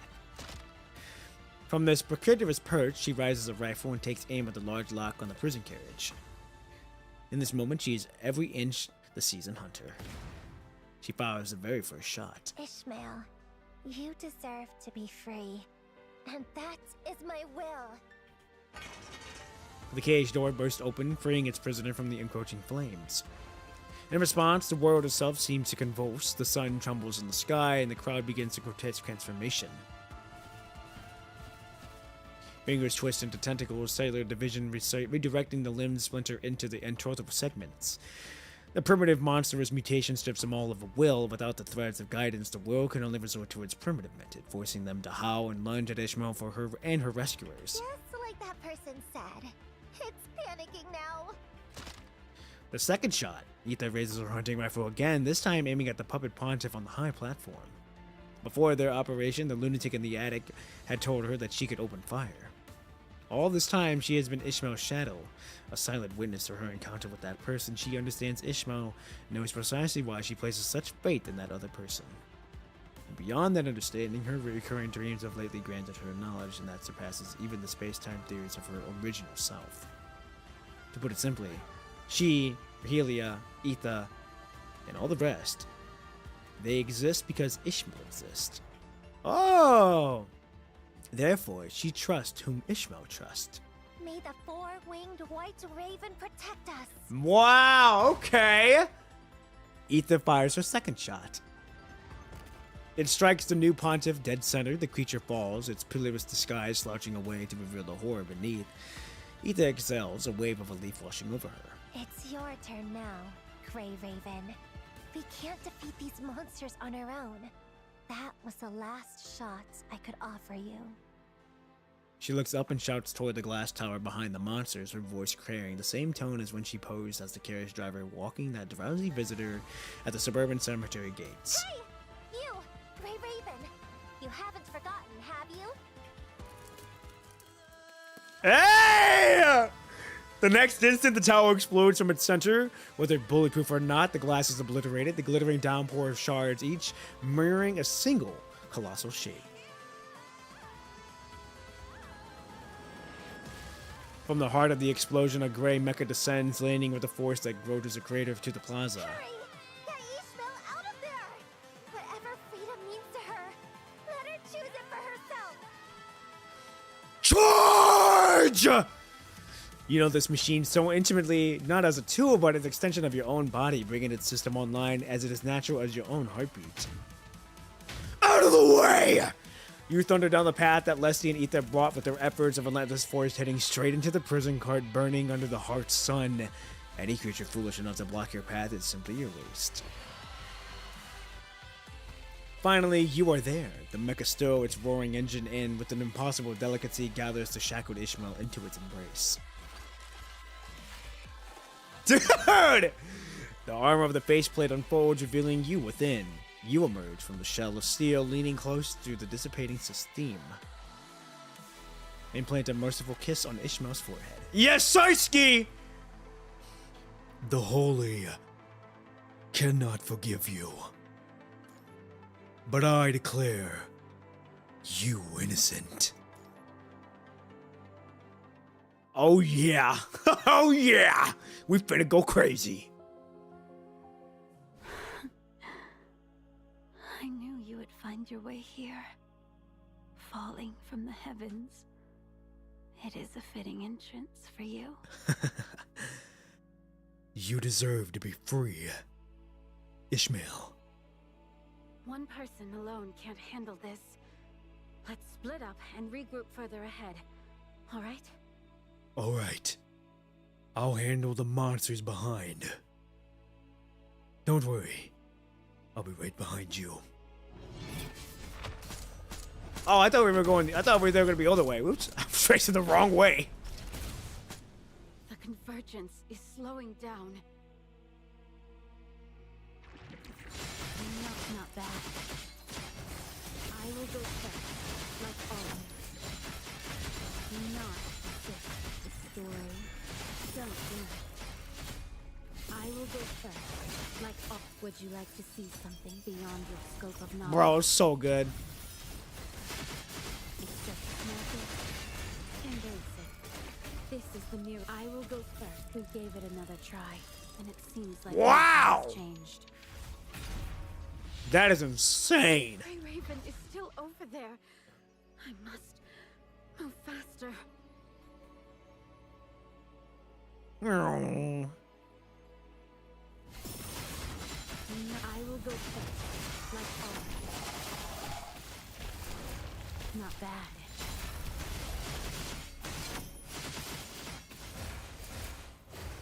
I will go first, like always. What the hell? Oh, we got eaten. That's new. Would you like to see something beyond your scope of knowledge? We got eaten. Not. It's just magic. Embrace it. This is the mirror. I will go. We gave it another try, and it seems like nothing has changed. Bro, this is such a good animation. Holy shit. Done. At last, it's over. I've always known you were there, just behind me. Yes, sirski. Okay, we're on episode 7, the final episode. All right, we're finally here. Took us a little bit, but we're finally at the last episode of the wedding coding story. So far, pretty good. I'm not gonna lie, it was fucking slow up until right about episode 5. But it's coming up around full circle now. So we're gonna finish episode 7. That's gonna call it a night. But I gotta use the restroom first before we do any of that, because I'm not gonna be able to hold it in after that. So I'm gonna go get me a water, use the restroom, make sure you all get to use the restroom, grab your water, grab a snack, and I shall be back here in a minute to where we will finish the main wedding coding story. Be back soon.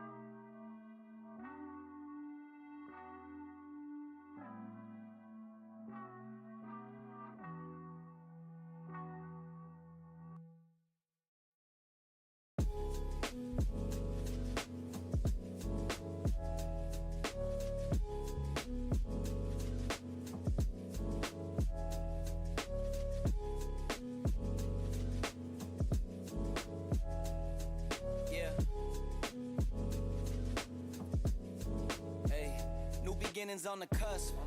Not too old to adjust. Old dog, new tricks. All right, I am back.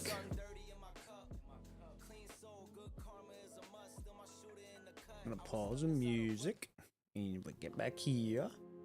All right, I am back. All right, let's finish this episode. Let's get on with the stream. All right, here we go. Episode 7, Reconciliation Day.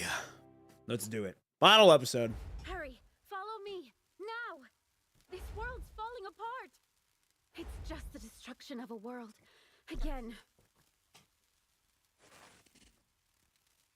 I'm Ishmael. I travel through time and space. I want to know why it's Ishmael instead of Ishmael. I think it would be like it's the way it's pronounced is interesting. Now I already apologize, but because I made fun of how they were pronouncing it. That's on me. You know, hey, when you fuck up, ladies and gentlemen, you gotta own your shit. Own your shit. You say you're sorry. You speak your truth, and you say you say you're sorry, right? Because you own that shit right then and there. So I'm doing that now. So it is interesting how they pronounce it though. I thought it was Ishmael, not Ishmael. It's because you gotta really emphasize that A. So that's interesting on how they say it. Again, I'm sorry for making fun of how they're pronouncing that. That's all me. Gotta be better than that. Hey, we gotta be better than that, ladies and gentlemen. So it is interesting on how they do it. All right, here we go. Ishmael, you still with me? It's you again. Of course it's you. With Ishmael in your arms, you hack desperately through the herd, not stopping until the monsters howl fade behind you. Finally, find a sheltered spot to catch your breath. Your wrist. The hemp ropes have chaffeled Ishmael's wrist and ankles raw, and the sight is so painful that you don't dare set her down. My wrists. It's of little consequence. This physical form. Its condition is not something I dwell on.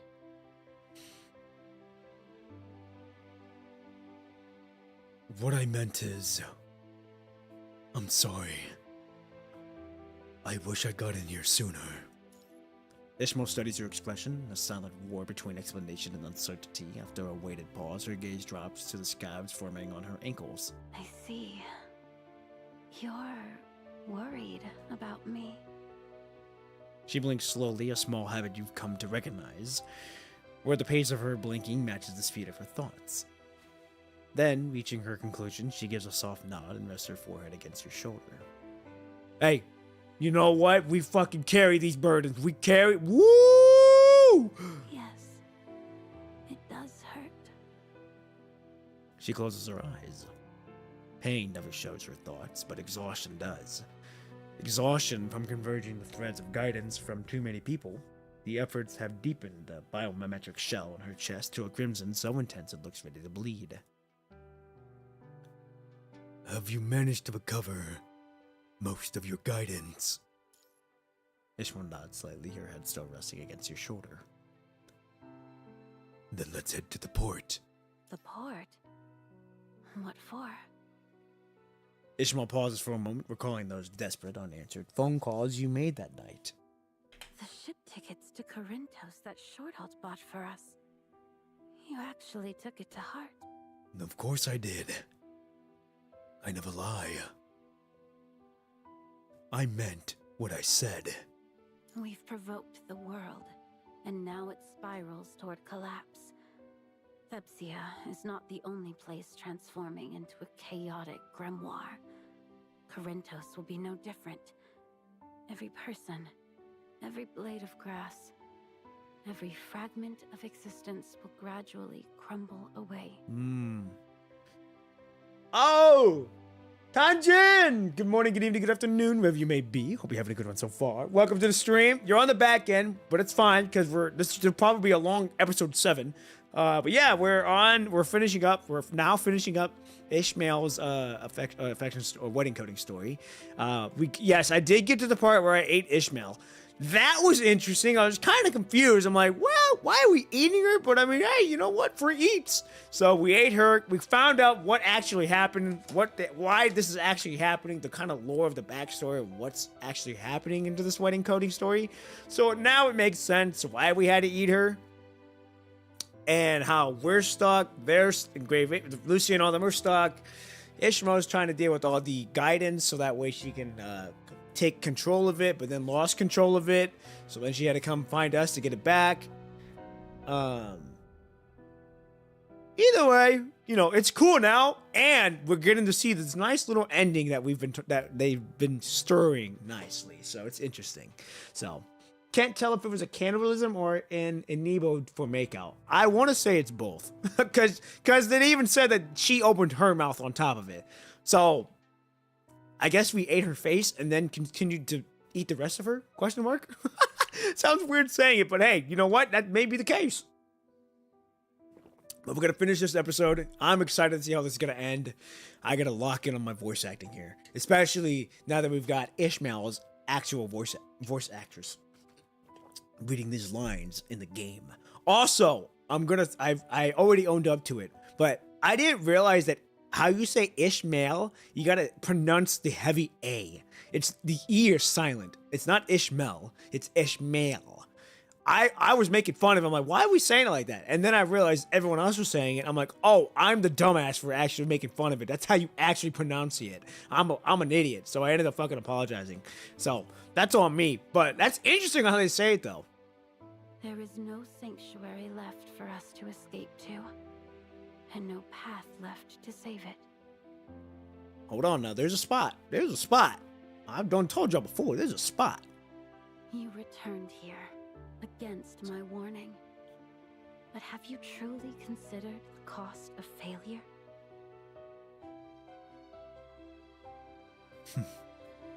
I didn't fail. I have you right here in my arms, don't I? Ishmael wants to say more, but her words dissolve into a weary sigh. Thank you. She raises her hand, pointing one last time at the magnificent glass tower overhead. The gaping hole torn through the tower centered by you remains starkly visible. Let's go to the top of the tower. The place where we truly met for the first time. Why go there now? I've converged most of the guidance, but the gears were thrown into disarray.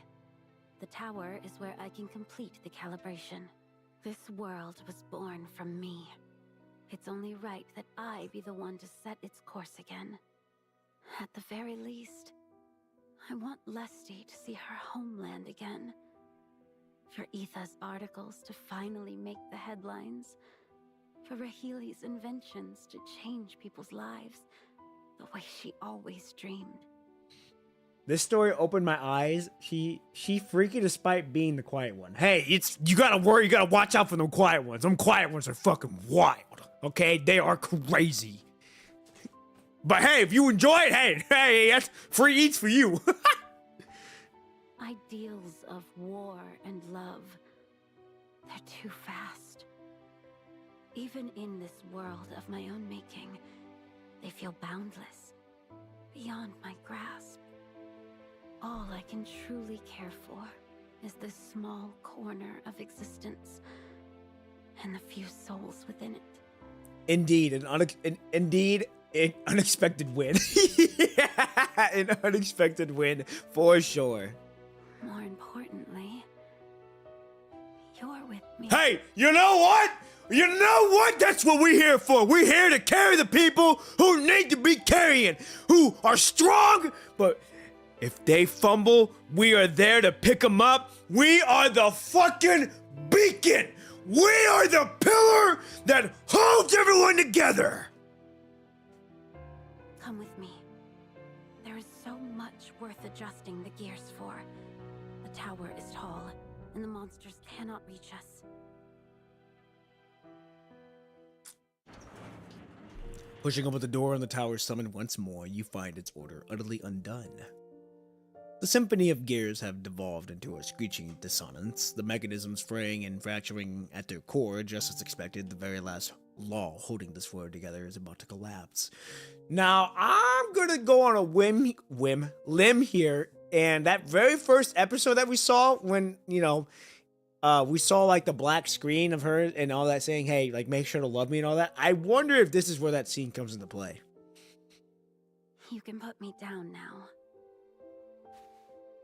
Ishmael slips from your embrace and drifts into the heart of the mechanical forest. Gently, she reaches out to guide the misaligned gears back into its place. These are the paths of those 3 children. Now they're set right. I know the truth now. The 3 Grey Raven members aren't actually my children. But in this world, you are their guardian. That is the proper path I designed for them. Lucia, Lee, live. They will never know a life of hardship and displacement. Under your care, they will have a childhood, an education, a chance to grow up normally, far from the grasp of the military or any other armed faction. It is also really good to see that she actually does care for people. Now, granted, not for a lot of people, but she truly cares for the people that she cares for. Like, once she cares for them, she cares for the rest of her. She cares for the group that ends up being that friend. So let's say, like us, she cares for us, which in turn, she cares for the other people that are in our life, which is very nice to see. They will become ordinary people. Happy people. She turns and floats toward another gear, guiding it back to its proper alignment. And these are the paths of Shortalt and Valeria. Yeah! Woo! Shorthalt winning! Even though he's cold. They will never be forced to abandon the ones they love. They won't be bound by duty as officers or soldiers. They will be free to enjoy the literature and art that can only bloom in peace and live long, full lives. These are the paths of Rahili and Etha, my professor and my friend. I don't know if they would have approved of this world I made for them, but for now, they seem happy. And that is enough. The path of Ta, T3 class, the path of Lesty, and the path of C. Ishmael sees each one as a gear. With careful hands, she coaxes them back toward their true axes, until they click into place, their teeth meshing to form a new order and structure. And this is yours. At the heart of the space, their final gear turns to solitude, a colossal wheel whose circumference barely grazes the others. Have you ever wondered what your life would have been like without the punishing virus, without the war, without the weight of being the Grey Raven Commandant? I had a path designed for you too. I thought you might have made a wonderful scholar. A quiet, leisurely life. Hey, I think that's what everybody strives for. You strive for that leisurely, quiet life. Like, you ain't gotta have nothing. Like, for me, all I want is a nice family, be able to come home to them in a nice house, see them walking, see my kids walking, see my grandparents, my mom and my stepdad and my little sister, my little brother, and to see my grandma and grandpa all still living, being happy, walking every day. To see them walking, and for me to just come home and see, like, yep, I'm home now. I'm seeing them walking. I get to spend time with them. It's all that matters. That is the life that you strive for. Well, at least that I strive for, is to just see my family walking, to see them happy, to see them at peace, to make sure that they do not have to worry about nothing in this world. I could picture you walking to a lecture with books under your arm, challenging your professors, making friends on campus and in the town. I imagined you exploring the world, reading, enjoying clever games, writing articles that made people think, building complex arguments and debating them with passion. My plan was to gently draw you closer to me, to my role as the Pontiff, I was going to make a slight adjustment to your gear, just like all the others. But I then discovered something. Even as a mere gear, yours was different from everyone else's. I could barely turn it. I was gonna say you can't. It's hard to buckle me, all right? Because I beat to my own drum. We gotta move forward. If I said we're going this way, I'm gonna go this way. Your freedom was too vast. You are the only one who ever existed outside my guidance. We don't buckle. We don't yield. We may weeble. We may wobble. We don't fall. I didn't understand why. But before I could find an answer, everything began to fall apart. Because we are the fucking core, ladies and gentlemen. We are that pillar. You saw what happened. The guidance went out of control, triggering wars, assassinations. It seems even a simulated civilization is doomed to follow this inevitable curve. So, I intervened to retrieve the guidance. I never expected the sandbox itself to resist me. And that led to all of this. It wasn't until the day of the Pontiff's burial, when you told Shortalt that all your efforts felt futile, as if your path was being guided, that I finally understood. The guidance power I had scattered, it had somehow pulled your true self inside this world. No wonder I could never control your path. To your surprise, Ishmael's face softens into a smile of relief. You are always that special variable, aren't you? Ishmael gently pats your gear, concluding her calibration before floating back to you. My initial plan was simple. Retrieve the guidance, no matter the cost. Even if it meant having myself burned to death. I created this sandbox. It was my responsibility to correct it. But then, you arrived. And these gears, these predetermined paths, began to turn freely around you. They created new stories I never could have written. Thanks to you. This world's ending is filled with moments I will carry with me forever. Hey, you know what? Here's one thing that I try to live by. If I can leave, if I'm here, and then I go somewhere else, if I'm able to leave the place better than where I found it, I've done my job, ladies and gentlemen. I have done my job. If I am able to leave the piece that I left better than where I found it, I have done my job. Ishmael finds a comfortable spot in your arms, floating closer and nestling against you. Hey now, come on! I'm a lover, not a fighter, ladies and gentlemen. The power has been retrieved now. So, shall we take one last look at this fading world, my great Raven? My great? Did she say great Raven? The power has been retrieved now. So, shall we take one last look at this fading world, my great Raven? Yeah, she did. Wow, what a little detail. Yo! The voice actors did such a tremendous job here. This is so good.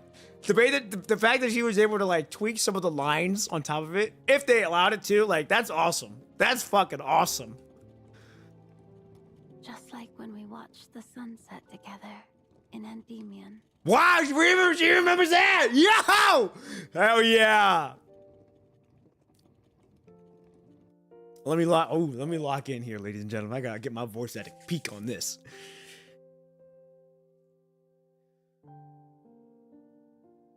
But there is no beautiful Endymion sunset here. Outside the glass tower, the sun has gone mad. It trembles lightly. A frantic beacon urges the monsters below to search upward. The illumination it casts is unnervingly clear, bleaching the sky into an abnormal, haunting blue. Let's sit here, at the edge. In this strange paranorma, Ishmael leads you to a vantage point with the view. Now that you've seen the gears, you understand. I carried regrets for so many of you. That's why I created this sandbox. And it's not just here. I always find myself in these positions, these vantage points high above a world. As a high priestess of some ancient tribe, as a pontiff gazing down from a glass tower, as a control court member of Babylonia. I wanted to be objective, neutral, to observe every story from a distance. But was it just about observation? In fact, you wanted to turn this place into a second Amber, like the four-winged white raven. I'm sorry. It's easy to lose yourself in a beautiful dream, and I was no exception. Please, don't say I'm selfish. Wow, dude, that's crazy. Ishmael voice floats weightlessly as it's about to fade away entirely. Human civilization had you. People who fought, who changed their fate. But the four-winged white raven, we lost so many, yet our ending never changed. I escaped the heat death. I avoided despair. I stayed objective. I even let go of all strong emotion, drifting through the long river of time. I'm not gonna lie, the character development here is so good. Like, holy cow. Like, when we first met her, you would have never thought like that. You would have never thought she'd be like this. And we get to this point now, it's like, who are you? Who are you, and why do I have the need to protect you now?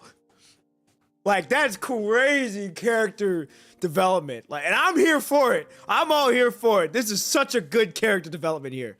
I am here for it. But watching your story, humanity's story, it stirred something in me I thought was gone. Okay, correct me if I'm wrong, but is she fading? Or is my glasses just fucked up? Is she fading?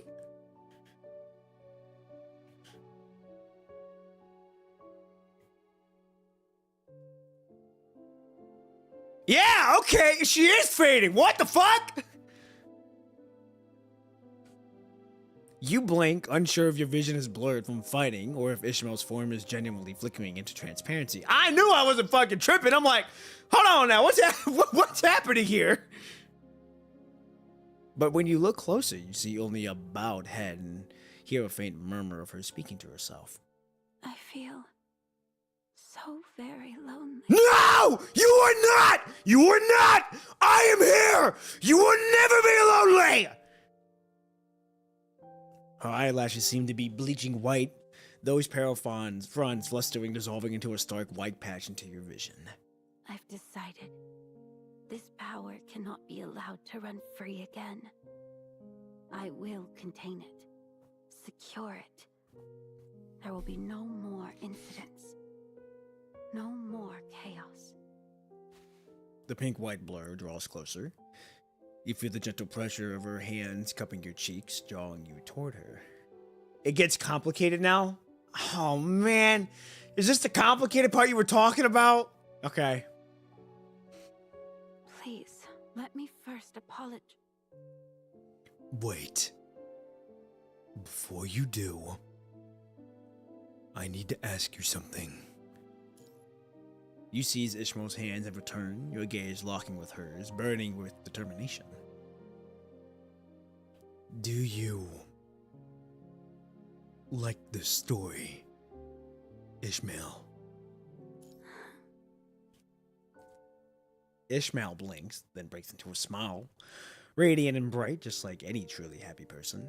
This world is chaotic, flawed. But because you were in it, I came to love it. Mm-hmm. She rises from your arms and walks to the very edge of the sky. Her eyes never leave yours as she leans back into the void and falls. Well, I'm sorry, what? Oh! I am a convergence of power that should not exist. To love me is to let me go. Whoa, whoa, whoa, whoa. Hold on now. Hold on now. Hold on now. Don't do this. Don't do this. Man, don't you fucking do this. Don't you fucking do this. If this is what I think you're gonna do, don't you fucking do this, Ishmael. Don't you do this. With her guidance fully converged, she once again becomes the world's true master. A flock of birds spiraled down from the tower peak, gathering around her. They circled in silent homage, tenderly pecking at the hem of her garment. I will dissolve into this world. I will become the sky, replace the sun and moon, become one with it all. Goodbye. Though I know we'll meet again, and again, just as you once told me. We don't say goodbye. Just do this for me. Whoa. We've watched the sunsets of Endymion together, and journeyed through the seams of time as one. Together, we've witnessed a nation's rise and fall, a planet's destruction, and the birth of a star. After all that, what couldn't we look forward to? But next time, I'll just come to you as a bird.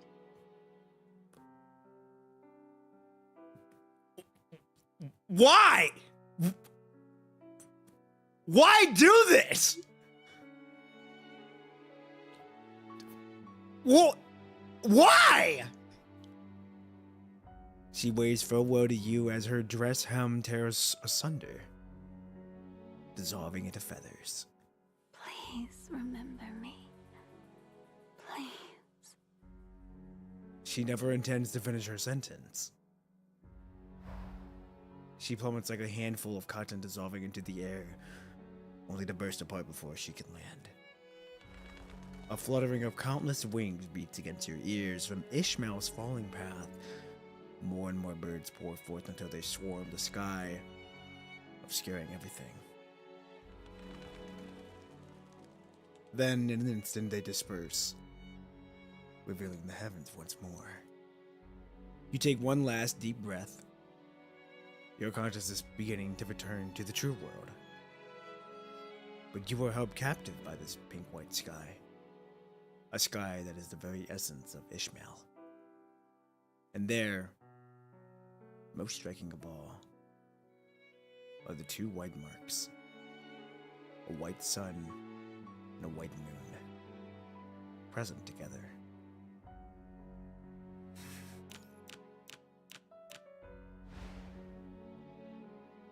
It feels long ago that I had seen such a pair of eyes watching from the heavens. Time and place are lost to me now, leaving only a single, indelible certainty. So, you've been there all along. The sun and moon twinkle like a slow, deliberate blink. This is her response.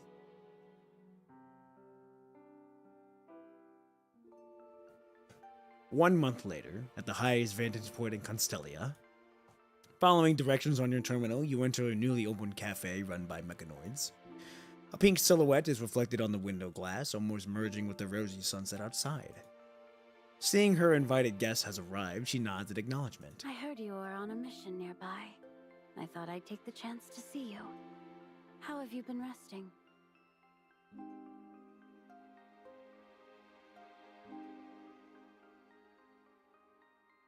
Thanks to you, I've recovered well. I've been following your daily routine, your condition in the field. It all seems perfectly fine. Okay, is it now? Correct? Is this still the complicated stuff, or are we out of the complicated stuff now?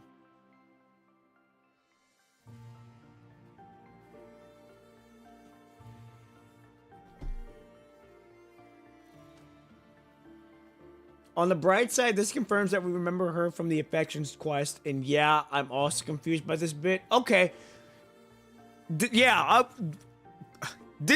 can see where the complexity comes into play here. You just came up with that shit, and now we're here. Ishmael smiles with relief, lowering her gaze as she stirs her drink with a teaspoon. What did you order? Coffee, with just enough milk, and precisely the right amount of sugar to reach maximum solubility. That's when the flavor is at its peak. I'll have the same. Thank you. There's something in your eyes. You have something for me, don't you? I wanted to return this. From before. You reach into your pocket, pull out the Pumilia wood die, and hold it before Ishmael's eyes. The die is spotless, not a single trace of blood remains. She literally pulled a chapter 31 on us in this casual chat. Yeah, which one was chapter 31 again? That was her chapter, wasn't it? Yet as your eyes meet, you both steadily acknowledge that everything had happened in that secret little world. Oh, wait a minute, hold on. You should keep it. Consider it a little keepsake. Hold on now. The teaspoon continues to stir, tracing a perfect arc across the surface on her coffee. So, what brings you to this area? Does the control court have business here too? This isn't a mission. I don't simply anchor to random coordinates on a whim. My being here is no accident.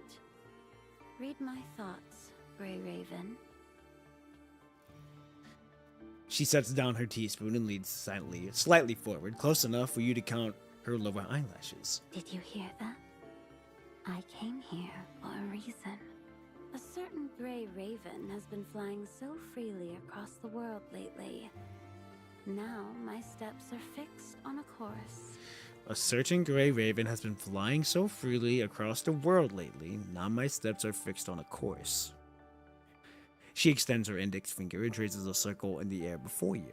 If I were a gear, I suppose you've nearly become the axis I revolve around these past few weeks. But it's good to see you're well. Your feathers are preened. Your spirit is soaring.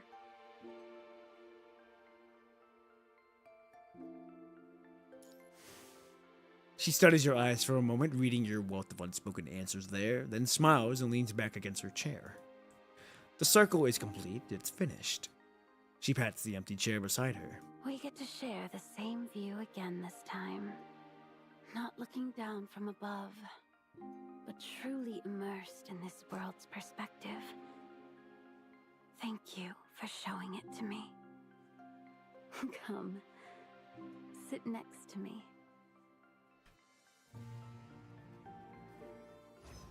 Okay. So... Okay. So judging by that alone, that world that we were in is still canon. I guess it was to her letting go of all the memories that she made in that world. Like getting to know a good getting to know a good ending. But she knew that that wasn't the real true ending. So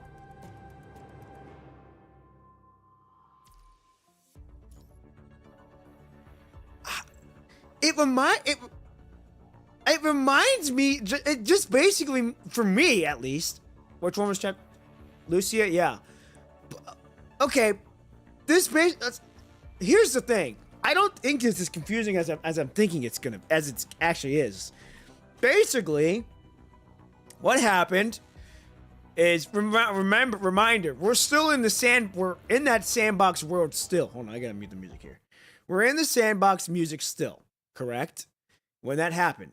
So, because we had to go in there to go save her.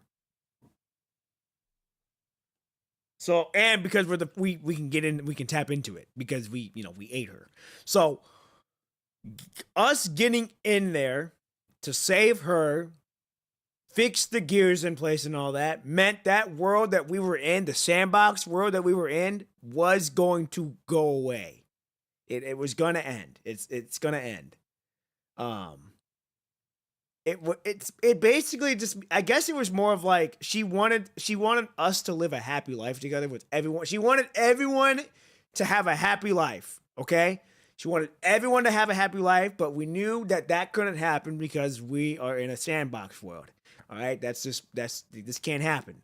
So she knew, I guess for her, when she's like, please remember me and all that fun stuff, I guess it was more of like, I think she was afraid maybe that we would have lost our memories when we went back, coming back to the real world.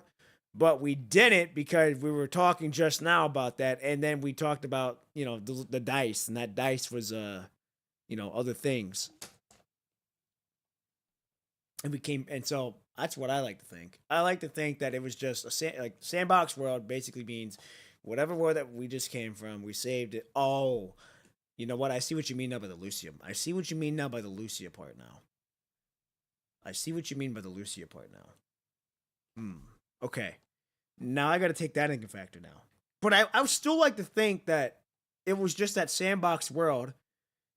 Like, it didn't really mean nothing. It's like, yeah, we're nobody, we ain't going to have the happy ending right now, but, we're going to come back and still have everything happening. Let me see. Let's see what the internet has to say.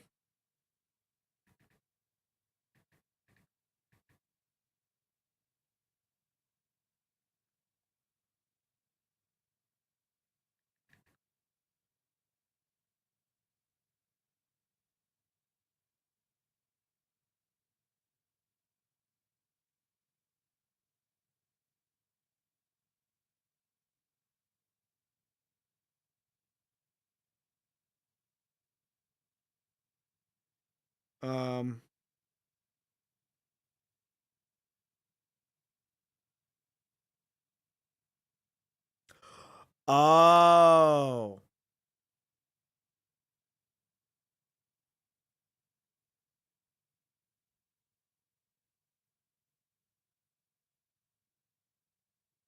Hold on now. Hold on now, ladies and gentlemen. Let me cook here.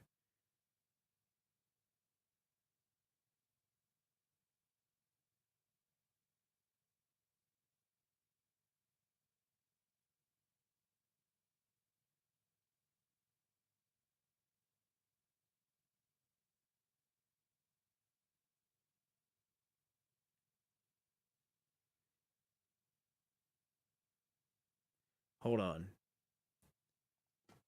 Hold on now. Hold on. Let me hold on. Nightfall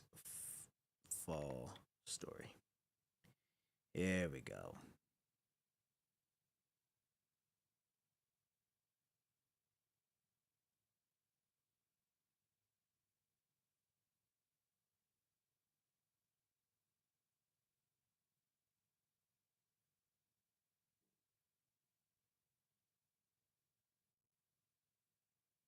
Okay.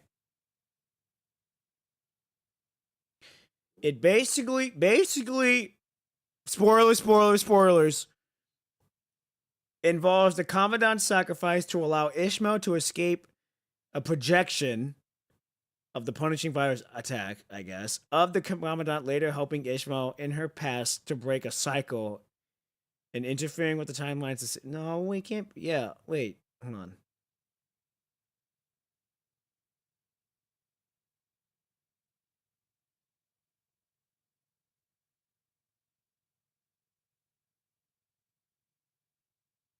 Okay, so in her affection story, we made a sacrifice in the affection story. in the affection story, we did sacrifice ourselves because it's like, hey, you know, you got to get free, and we gave her the dice saying, it's been a while. That was when we made the sacrifice for her to be able to live.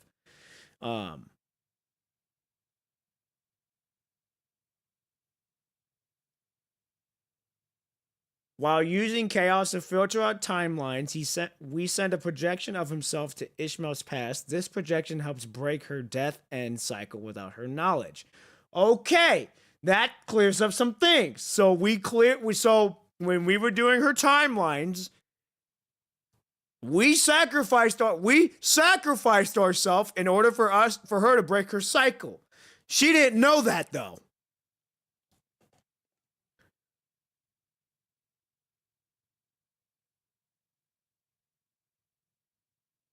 So then, later down the road, she becomes an observer, correct? Helps us out in the present.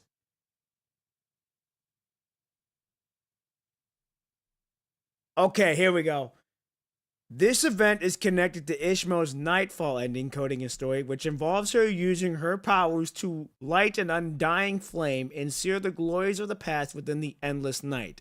She awaits the Commandant, fulfilling the destined encounter she and the Commandant prosperized.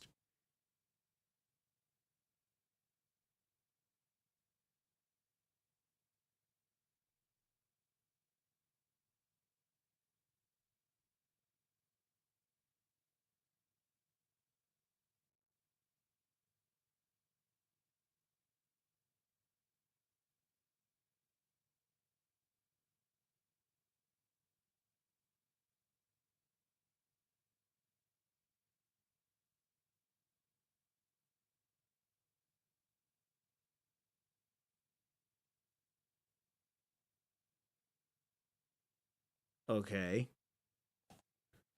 So that's that. And now.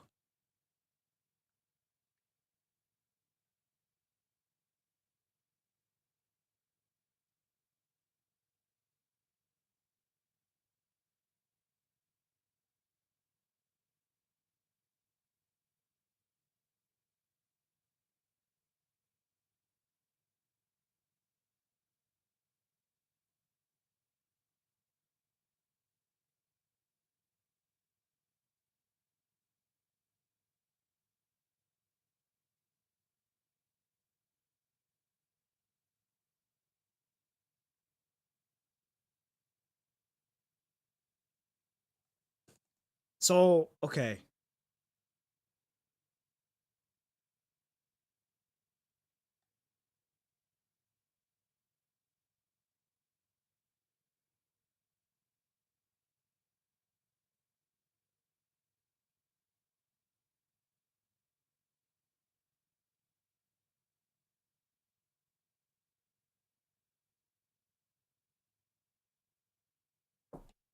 Okay.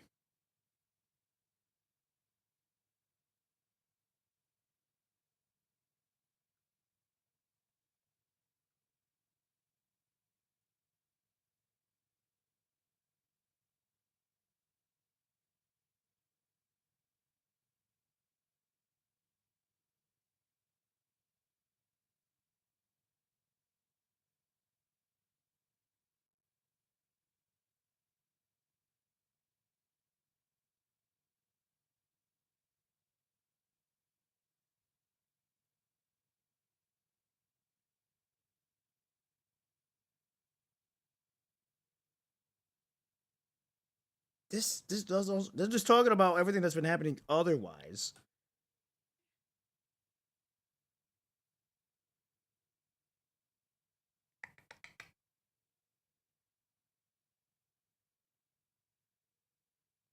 I think that's just I'm gonna assume that basically that world was a sandbox world. We met her, but we couldn't stay in that world, so we ended up leaving. And then yeah, that one's confusing. That one's a more confusing episode. But still good. Either way, still really good. At the end, it all ended up being kumbaya. And I think that's all that matters. So that's all right. All right. Anyhow, that's going to do it for tonight's stream. Went a little bit longer than usual, but we were able to get it done. And that's all that matters. And I do really enjoy how Ishmael's character creation or development came to be in that chapter. So I really enjoyed it. Okay, ladies and gentlemen, again, that's going to do it for tonight. We are going to be doing Discord's floating record Saturday morning. That is the plan. I'm hoping to get it done by Tuesday. We're going to see. And yeah, this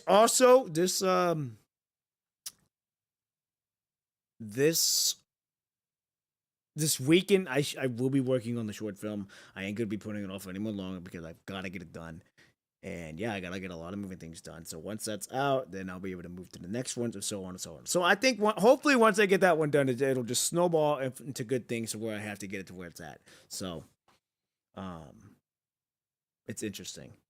So, anyhow, I'll let you all go. Thank you all so much for being here. You all did not have to be here tonight to watch me. And the fact that you decided to watch me, I do not take that for granted whatsoever. So, ladies and gentlemen, I will see you all Saturday morning, 6 a.m. Central Standard Time, where we will be starting Discord's floating record. I'm excited. I've heard it's really good. So, anyhow, ladies and gentlemen, have a good night, have a good morning, and have a good afternoon.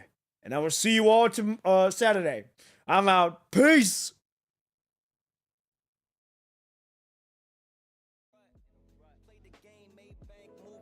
Anything to get a buck, you won't find me in the club. I'm in the lab trying to sharpen up the sword, swinging blades at these scrubs. Bitches flock like bugs to the light, getting right. Treat my hoes like these raps, I don't really got a type. Off top, bullshitting, all I needed was a mic. Yeah. Hey, pass the rock, it's all butter. Pack your bags and take flight, don't worry, it's all covered. Hey, live your life while you can, our days are all numbered. Rain could cause thunder, but the sun comes after, clearing up the disaster. Isn't it lovely? I ain't looking back, I'm focused on what's in front of me. Everybody days a number, but I'm still here luckily. I know that God got me, so I'm in good company. Like, yeah.